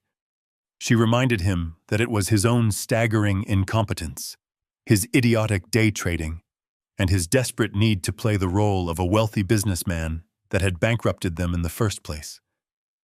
She stated plainly that she never forced him to extort his mother, but simply gave a coward the final push he needed to survive his own disastrous mistakes. She laughed again, a cruel and hollow sound, telling him that she was not stealing his money, because he did not actually have any money of his own. She said every single dollar he was taking from this house was a direct result of her strategic planning and her relentless pressure. She called him a weak, sniveling little boy wearing a tailored suit, completely incapable of executing a real plan without her holding his hand. She admitted, with absolute and terrifying honesty, that she had despised him for years and was only staying until his final, desperate payout cleared the bank. Bradley recoiled as if she had physically struck him across the face. His arrogance, the foundational pillar of his entire personality, was crumbling rapidly under the weight of her absolute contempt. But he desperately needed to regain the upper hand. He needed to prove to her that he was the powerful mastermind she claimed he was not. He puffed out his chest and wiped a line of sweat from his forehead. He yelled that she was making the biggest mistake of her life because she was walking away right before the massive jackpot. He proudly declared that the $400,000 mortgage was absolutely nothing compared to what he had just discovered. He pointed a trembling finger toward the back hallway, screaming that he had just found my hidden ledger and that there was over $3 million locked in an untraceable offshore account. He threatened to cut her entirely out of the millions, claiming he would take the money and vanish, leaving her with absolutely nothing. I watched Megan's face closely from the dark dining room. I expected her eyes to widen with greed. I expected her to immediately backpedal, to apologize, and to desperately try to repair the fracture to get her hands on the larger prize. But Megan was not blinded by arrogance like my son. She was a cynical, deeply suspicious predator. She stared at Bradley for a long, agonizing moment. Then, she looked around the kitchen, her eyes narrowing as she processed the information. She looked back at her husband and shook her head in sheer disbelief. She told him he was a complete and absolute moron. She asked him, her voice dripping with venomous sarcasm, if he truly believed that a 70-year-old man who spent his entire life working on a dirty shipping dock had secretly mastered international tax evasion. She mocked the very idea that a man who drove the same cheap sedan for 15 years had $3 million sitting in the Cayman Islands. She told Bradley that if such an account actually existed, I would have used it the very second he threatened to lock Martha in a psychiatric ward. She took another step back from him, her eyes wide with a sudden, dawning realization.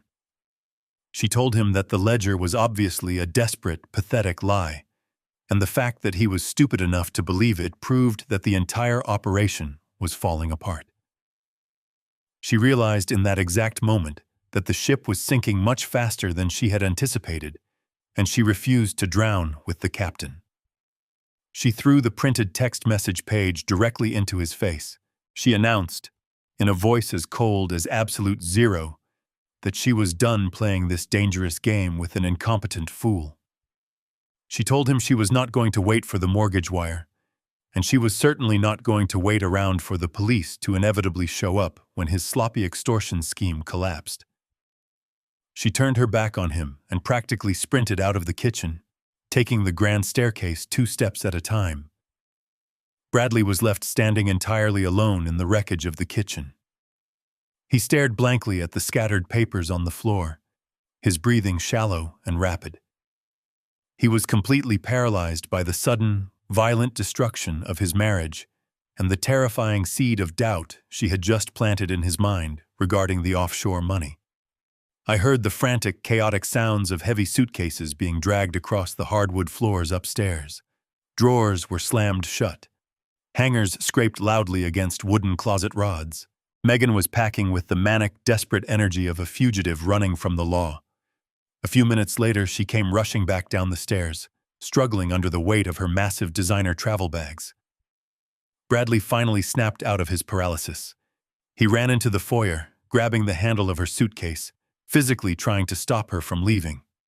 He alternated between screaming vicious threats about cutting her off financially and pathetically begging her to stay and help him figure out the offshore accounts. He looked incredibly small, weak, and entirely broken. Megan did not even look at him. She violently ripped the handle of the suitcase out of his grip, pushing him backward with her shoulder. She dragged her bags out the heavy front door, crossed the porch, and walked rapidly down the driveway toward the street to call a taxi. She did not look back once. The heavy front door slammed shut on its hinges, the sound echoing like a gunshot through the silent house. Bradley stood completely alone in the dim foyer, his head bowed, his shoulders shaking, as the absolute reality of his isolation finally crushed him. I sat perfectly still in the dark dining room, a cold, grim smile slowly spreading across my face. The alliance was entirely shattered. The enemy was isolated, panicked, and desperate. The final stage of the reckoning had arrived. The heavy slam of the front door continued to echo in my mind long after the physical sound had faded. I remained perfectly still in the dark dining room. I listened to the absolute, crushing silence that had suddenly descended upon the house. My son was completely alone now. The toxic alliance that had fueled his arrogance was broken beyond repair. For several long minutes, there was no movement from the foyer. Then, I heard a low, pathetic sound. It was a hollow, desperate sob. The sound of a man who had just watched his entire fraudulent life collapse around him. I felt a brief, almost microscopic flicker of paternal pity, but I extinguished it instantly. This was the same man who had laughed while my wife gasped for air on the kitchen floor. I did not move. I waited for the panic to fully consume him. I knew exactly what a cornered animal would do next. He would look for an escape route. And the only escape route he believed he had left was the $3 million waiting in the fake offshore account.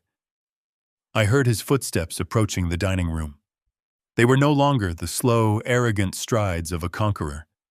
They were the erratic, heavy steps of a man running out of time.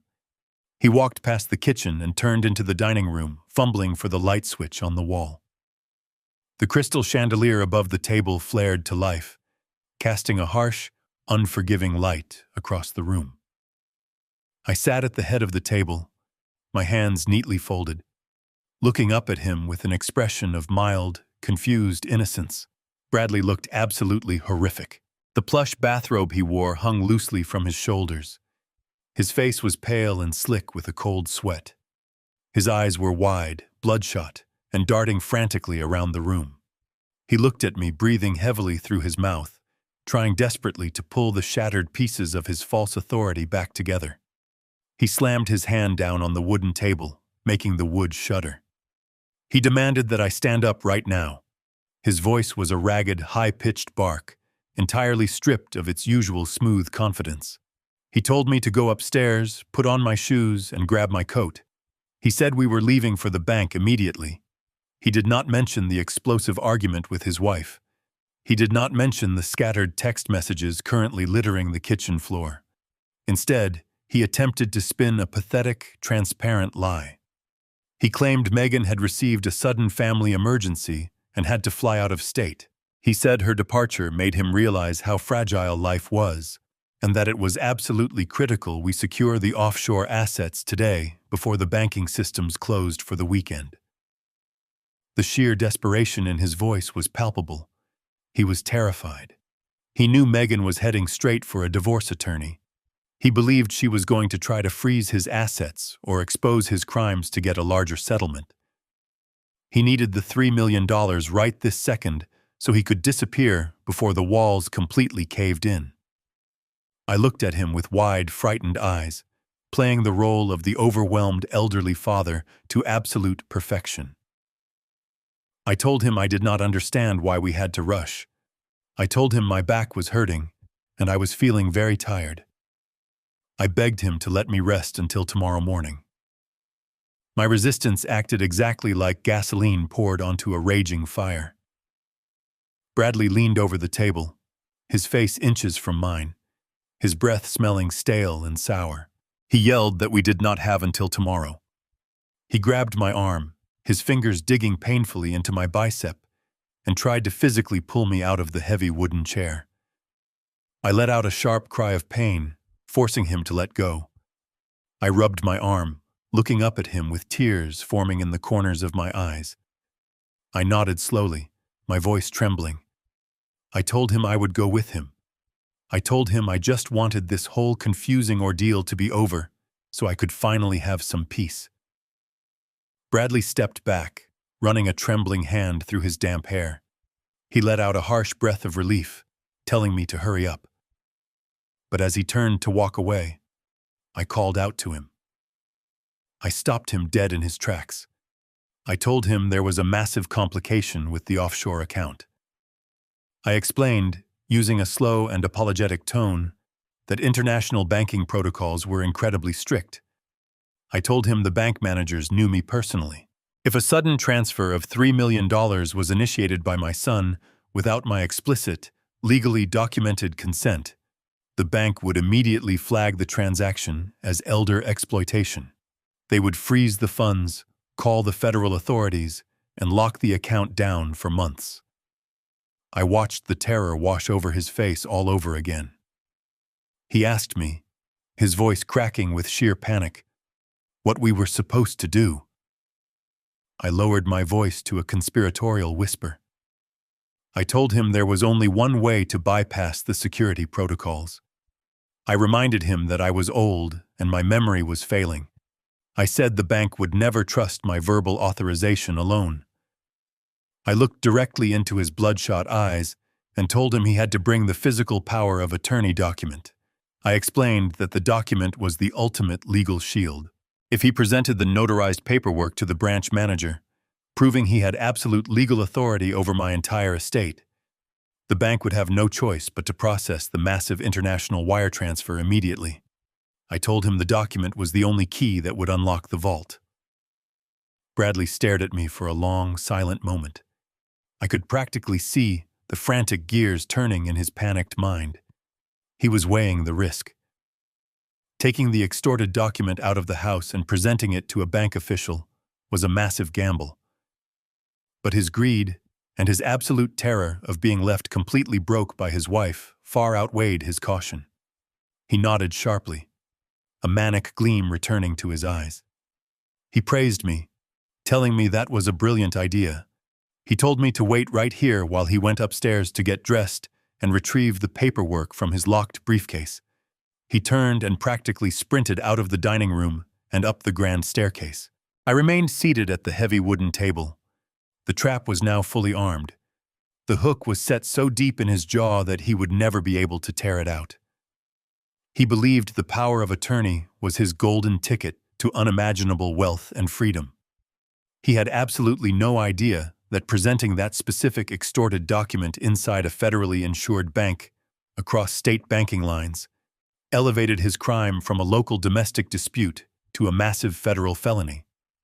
By demanding he bring the original document, I had just ensured that he would carry his own arrest warrant directly into the hands of the authorities. I stood up slowly from the table. My joints ached, and my heart was heavy with the solemn reality of what I was about to do. But my resolve was absolute. I walked toward the hallway closet to grab my winter coat. It was time to take my son for a drive. The drive to the financial district was conducted in a thick and suffocating silence. Bradley insisted on driving his luxury sedan. His hands gripped the leather steering wheel so tightly his knuckles were bone white against the dark material. He drove with reckless, erratic speed, weaving aggressively through the morning traffic like a man running from a burning building. He was absolutely terrified that his wife was already draining their joint accounts, and that terror translated into heavy, unpredictable acceleration. I sat in the passenger seat, staring straight ahead at the gray asphalt rushing beneath us. I did not speak a single word.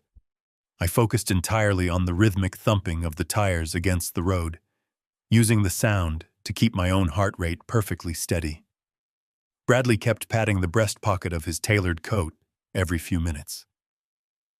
He was obsessively checking to ensure the folded power of attorney document was still there. He treated that extorted piece of paper like a holy relic. He truly believed it was his key to absolute salvation. He had absolutely no idea it was actually the heavy iron anchor that was about to drag him to the bottom of the ocean. I looked sideways at the man sitting in the driver's seat. I realized with a cold and heavy finality that this was the very last time I would ever sit next to my son while he was a free man. For 40 years, my primary instinct had been to protect him from the harsh consequences of his own mistakes. Now, I was personally delivering him to his absolute destruction. I felt no hesitation. The image of my wife gasping for air on the kitchen floor had burned away the last remaining fibers of my paternal mercy. We pulled into the underground parking garage of the massive federal banking institution. Bradley threw the car into park before we had even fully stopped in the designated space. He practically ran toward the elevator banks, completely ignoring my slow and deliberate pace, leaving me to walk behind him in the damp concrete garage. We rode the elevator up to the main lobby. The heavy steel doors slid open, revealing the pristine and polished marble floors of the International Financial Center. The air smelled of expensive cologne, fresh flowers, and sterile air conditioning. It was a cathedral built entirely for the worship of money.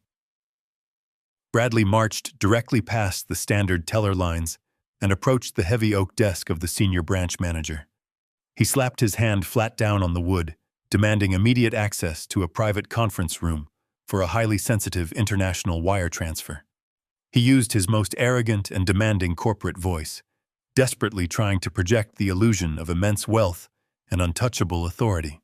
The manager, accustomed to the demanding attitudes of wealthy clients, simply nodded and gestured for us to follow him down a quiet, softly lit corridor away from the public floor.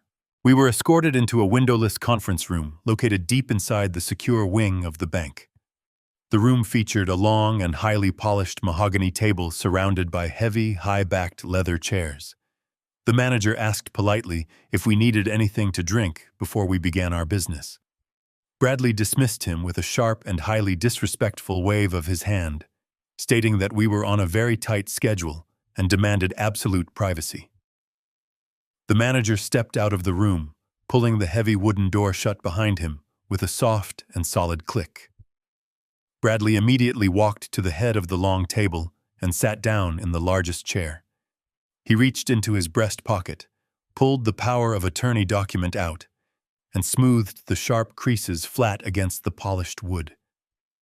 He looked across the table at me, a frantic and greedy light burning fiercely in his bloodshot eyes. He told me to give him the offshore account numbers right now so he could fill out the mandatory wire transfer slips before the manager returned. He began talking incredibly fast, outlining his plan to immediately move the $3 million into a series of scattered corporate shell accounts to ensure his wife could never trace a single penny of it during the divorce proceedings. He was completely consumed by his own treacherous strategy. He was so blinded by his desperate greed that he did not even notice I was not reaching into my pockets. I did not pull out a pen. I did not speak a single word of confirmation. I simply walked over to the table and placed my black leather messenger bag softly onto the wood. I unbuckled the leather straps, taking my absolute time, deliberately letting the silence in the room stretch and twist his raw, fraying nerves. Bradley stopped talking. He stared at my bag, his brow furrowing in deep frustration. He demanded to know what I was doing and ordered me to hand over the ledger immediately. Before he could raise his voice to scream at me, the heavy wooden door of the conference room opened. Bradley looked up, an annoyed scowl forming instantly on his face, fully expecting the branch manager returning to interrupt his massive financial victory. But it was not the manager. It was Jeffrey. My oldest friend and estate attorney walked into the room wearing a sharp charcoal suit. His face was set in an expression of cold and impenetrable stone. Bradley let out a harsh bark of laughter, clearly relieved by the sight of a familiar face.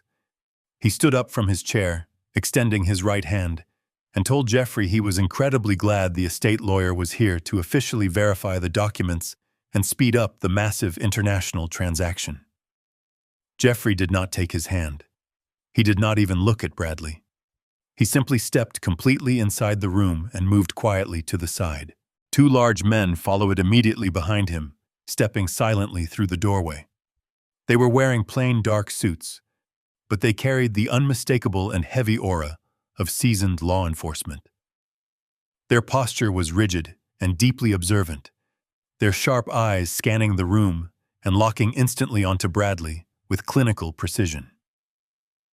The taller of the two men reached behind his back and pushed the heavy conference room door completely shut. He reached up and turned the heavy brass deadbolt.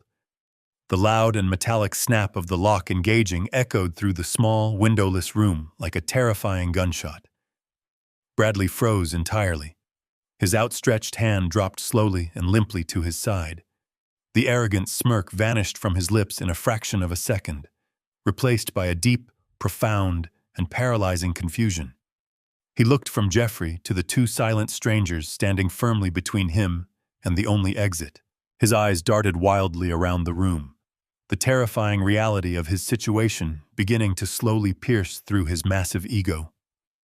Finally, he looked directly across the table at me. I did not offer him a single word of comfort. I reached deep into my leather messenger bag and pulled out my silver laptop. I placed it directly in the center of the polished mahogany table, right next to his extorted power of attorney document. I flipped the screen open. The trap was locked. There was absolutely nowhere left for him to run. The glowing silver logo of the laptop illuminated the dim conference room. I did not look at my son. I looked directly at the two plainclothes detectives standing like stone statues by the locked wooden door. I reached out and pressed the spacebar. The high-definition security footage from my kitchen filled the entire screen. The video was completely silent, but the visual violence echoed louder than a bomb blast in that confined space. The detectives stepped forward, their eyes narrowing as they watched the recording. They watched Bradley walk into the frame with his tailored coat and his arrogant posture. They watched him trap his terrified mother in the corner between the refrigerator and the oak cabinets. I could hear Bradley stop breathing entirely. The air in the room became incredibly thick and suffocating. He watched himself on the screen, his own digital ghost committing the ultimate betrayal. He watched himself hold the orange plastic bottle of heart medication high in the air, dangling it just out of Martha's desperate reach. The taller detective crossed his arms over his broad chest, his jaw clenching so tight the muscles twitched under his skin. The visual evidence was absolutely undeniable. There was no room for interpretation.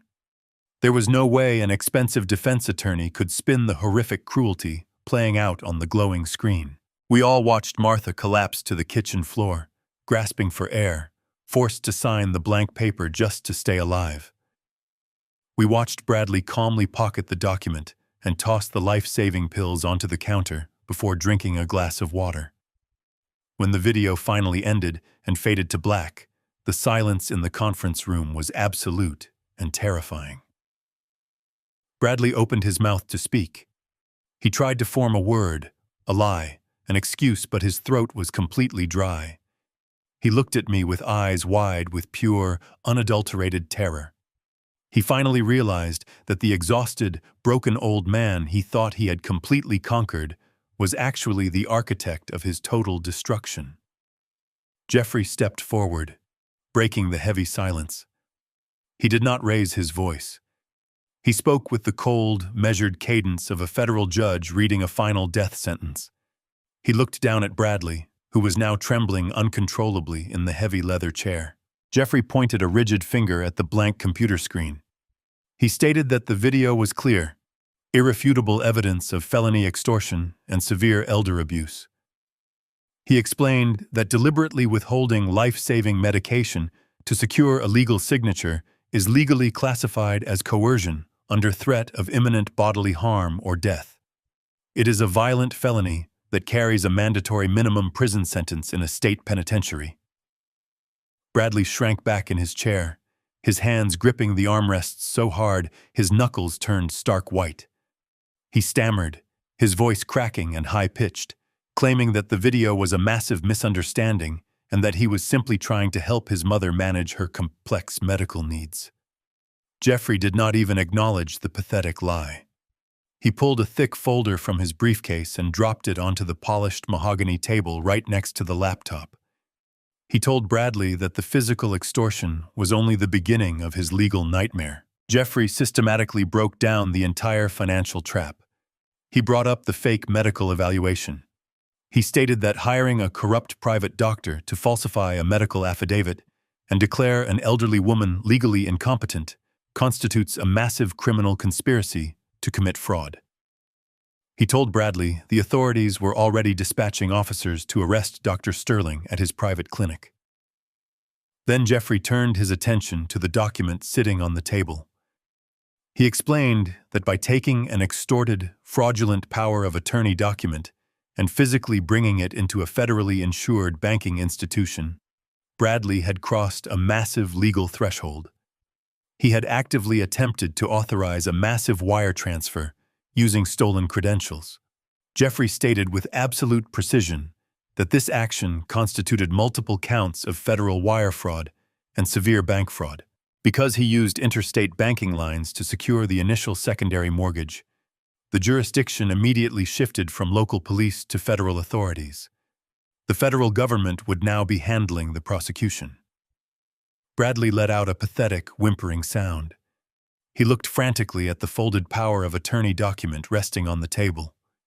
He reached out to grab it, perhaps thinking he could tear the paper into pieces and somehow destroy the evidence. The shorter detective moved with terrifying speed, slamming his heavy hand down onto Bradley's wrist, pinning it flat against the hard wood. The detective told him in a low, dangerous voice not to move a single muscle. Jeffrey continued his devastating monologue, showing absolutely no mercy. He looked at the sweating, broken man, and delivered the final, crushing psychological blow. He told Bradley that there was no hidden black leather ledger. There was no secret offshore corporate account in the Cayman Islands. There was never $3 million waiting to be claimed. Jeffrey explained that the entire story was a carefully constructed piece of bait designed specifically to pause the mortgage transfer and lure him into this exact room. The trap was built to put the original fraudulent document directly in his hand, right in front of federal witnesses, inside a bank vault. The realization hit Bradley with the physical force of a speeding train. The phantom millions evaporated into thin air, taking his arrogant delusions of grandeur with them. He realized his wife had left him for absolutely nothing. He had alienated his parents, destroyed his marriage, and signed away his own freedom to chase a ghost that I had invented overnight. He was left with absolutely nothing but the clothes on his back and the cold steel handcuffs waiting for him. He was a man who had tried to play a game of chess with human lives, and he had just been checkmated in the most humiliating way possible. Jeffrey closed his briefcase with a sharp, final snap. He looked at the two detectives and nodded his head slowly. He announced that his client was officially pressing all possible criminal charges and turning all physical and digital evidence over to the authorities. The trap had not just snapped shut. It had completely crushed the enemy. The silence in the conference room was absolute and suffocating. It was not a peaceful silence. It was the heavy vacuum that follows a massive explosion. Bradley stared at the folded piece of paper on the mahogany table as if it were a venomous snake that had just bitten him. His entire reality had been dismantled brick by brick in less than 5 minutes. He looked at Jeffrey, but the lawyer's face was a mask of cold, professional detachment. He looked at the two federal detectives standing by the locked door, their posture rigid and unyielding. Finally, his eyes sought mine. He was looking for the father who had spent 40 years bailing him out of trouble, the father who had worked double shifts to buy his first car, the father who had always offered a soft landing. He did not find that man. He found a stone wall. The first sound that escaped his throat was a high-pitched, strangled gasp. His broad shoulders collapsed inward, shrinking him down in the heavy leather chair until he looked like a terrified child. The immaculate tailoring of his expensive suit suddenly seemed absurd, a hollow costume worn by a desperate imposter. He began to shake violently, his chest heaving with rapid, shallow breaths. He reached out with both hands, palms up, in a gesture of absolute submission. He started to speak, but the words tumbled out in a broken, chaotic rush. He begged me to say something. He begged me to tell the detectives that this was just a terrible family misunderstanding, a private dispute that we could resolve at home. He promised he would tear up the power of attorney right now. He promised he would cancel the secondary mortgage and never ask for another dime as long as he lived. I remained completely silent. I did not blink. I did not shift my weight in the chair. I simply watched him drown. When he realized the apologies were bouncing off my silent armor, his panic mutated into a vicious, frantic deflection. He violently shifted the narrative, desperately trying to paint himself as the true victim of a grand conspiracy.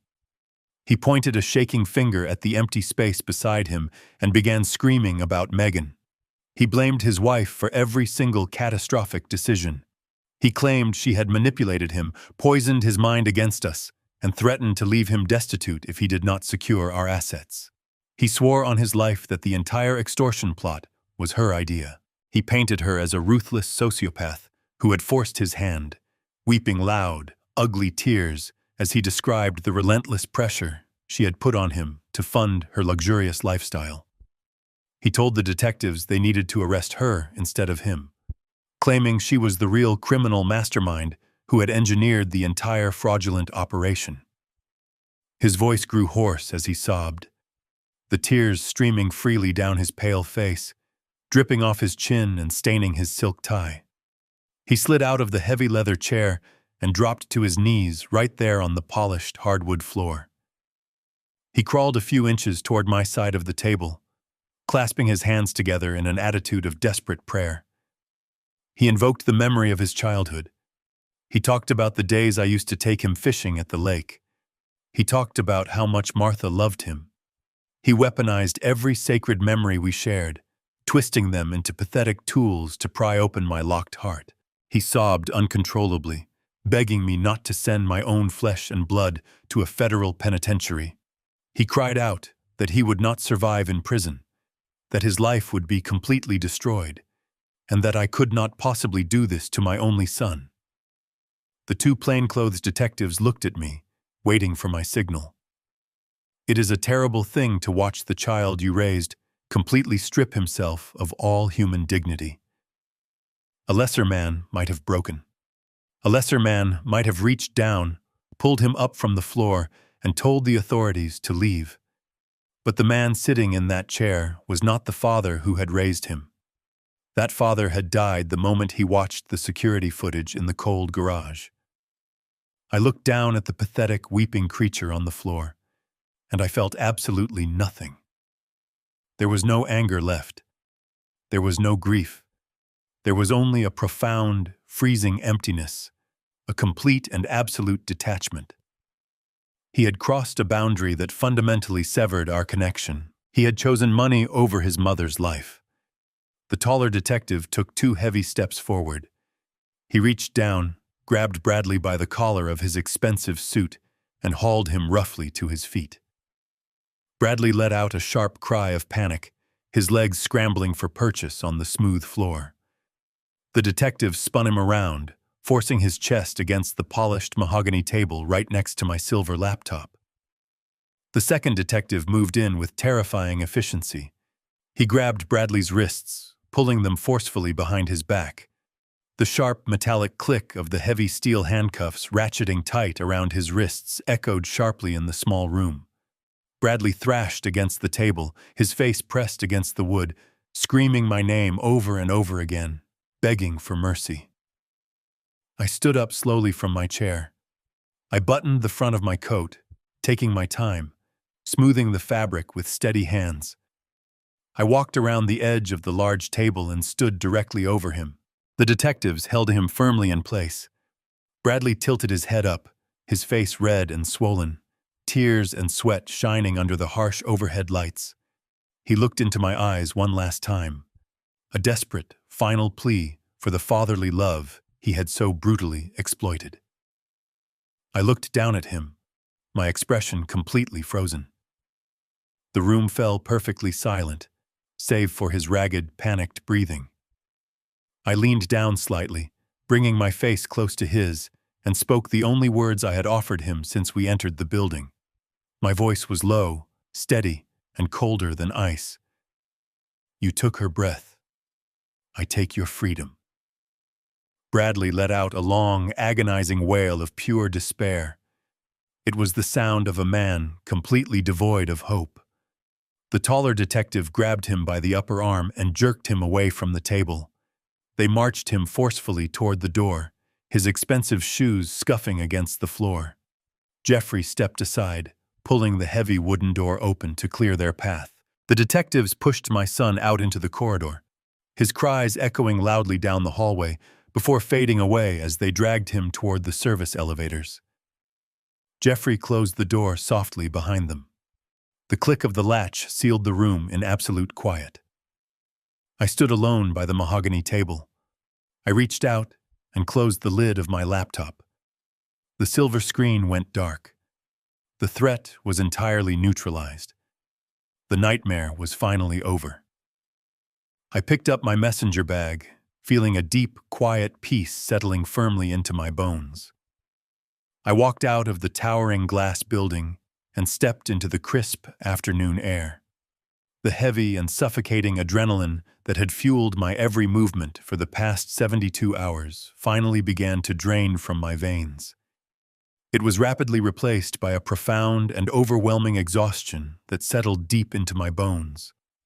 My lower back ached with a familiar and dull pain, and my calloused hands trembled slightly as I unlocked the door to my old sedan. But as I pulled out of the underground parking garage, and joined the steady flow of city traffic, I felt a massive physical weight completely lift from my shoulders.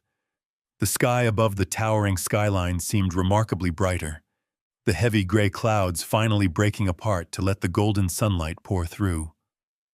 The drive back to the quiet suburbs was no longer a frantic and terrifying race against a ticking clock. It was a slow and deliberate victory march. I rolled the car window down just a fraction, letting the cool autumn breeze wash over my tired face. I had done it. I had faced the ultimate betrayal, and I had completely dismantled the monster who tried to steal my life. When I finally turned into my driveway, the absolute absence of Bradley's luxury vehicle parked on my lawn felt like a massive triumph in itself. I parked the car, walked slowly up the concrete steps, and unlocked the front door. The house was completely silent, but it was no longer the heavy and terrifying silence of a hostage situation. It was the warm and familiar quiet of a sanctuary that had finally been cleansed of its poison. I took off my winter coat and hung it carefully on the wooden rack in the foyer. I walked directly into the kitchen and grabbed a broom. I spent the next 10 minutes meticulously sweeping up every single shard of broken glass from the linoleum floor. I gathered the scattered pages of Megan's printed text messages and threw them directly into the garbage can. I wiped down the granite island until the stone shined perfectly under the overhead lights. I was erasing the very last physical traces of their toxic invasion. The house was breathing again, and so was I. I walked down the hallway toward the guest bedroom. The cheap metal slide lock was still engaged on the doorframe. I reached out, slid the bolt back for the very last time, and pushed the door open. Martha was sitting by the small window, bathed in the soft afternoon light. She turned her head, her eyes wide with lingering fear, clearly bracing herself for another cruel remark or a sudden demand. I walked into the room, knelt on the carpet beside her chair, and took both of her cold and trembling hands in mine. I looked directly into her beautiful and tired eyes and smiled. I told her that she was completely safe. I told her that Bradley and Megan were gone, and that they were never coming back to this house to hurt her again. A single tear escaped her eye and rolled slowly down her cheek. She did not need to ask for all the complicated legal details or the terrifying specifics of the bank meeting. She looked at my face, saw the absolute truth and peace in my expression, and let out a long and shuddering breath. I helped her stand up from the chair. I put my arm firmly around her waist, and we walked slowly out of that cramped and dark room. We walked together into our master bedroom. The heavy black garbage bags full of her beautiful clothes were still sitting on the floor, right where Megan had callously abandoned them. Without saying a word, I opened the first plastic bag. I carefully pulled out the blue silk dress from our 25th anniversary and placed it gently on the mattress. I spent the next hour helping Martha hang every single cardigan, winter coat, and delicate scarf back exactly where it belonged in the closet. We reclaimed our space piece by piece. When we were finally finished, I went to the kitchen and brewed a fresh pot of her favorite chamomile tea. We sat together on the sofa in the living room, holding the warm ceramic mugs in our hands. We watched the sun slowly set through the large front window, painting our quiet neighborhood in brilliant shades of orange and gold. I had spent 40 years breaking my back on a freezing shipping dock to build this life. But I realized in that quiet moment that my greatest triumph was simply sitting right here, holding my wife's hand in the fading light. I had protected my family from the purest form of greed. I had restored our dignity and our grace, and I had secured our peace forever. The greatest lesson I learned from this terrifying nightmare is that true family is not simply a matter of shared blood. It is a bond forged in mutual respect, protection, and unwavering loyalty. For decades, I believed my unconditional love and endless sacrifices would automatically build a fortress of security for my son. I was completely wrong. Unchecked generosity without strict boundaries only breeds devastating entitlement, We must never allow the title of family to become a shield for abuse or exploitation. Sometimes, the most profound act of courage is having the quiet, ruthless strength to walk away from the monsters you raised and to protect your own sanctuary at all costs. If you believe that respect must always be earned rather than freely taken, please hit the like button, subscribe to the channel for more stories, and share your own experiences with setting boundaries in the comments below.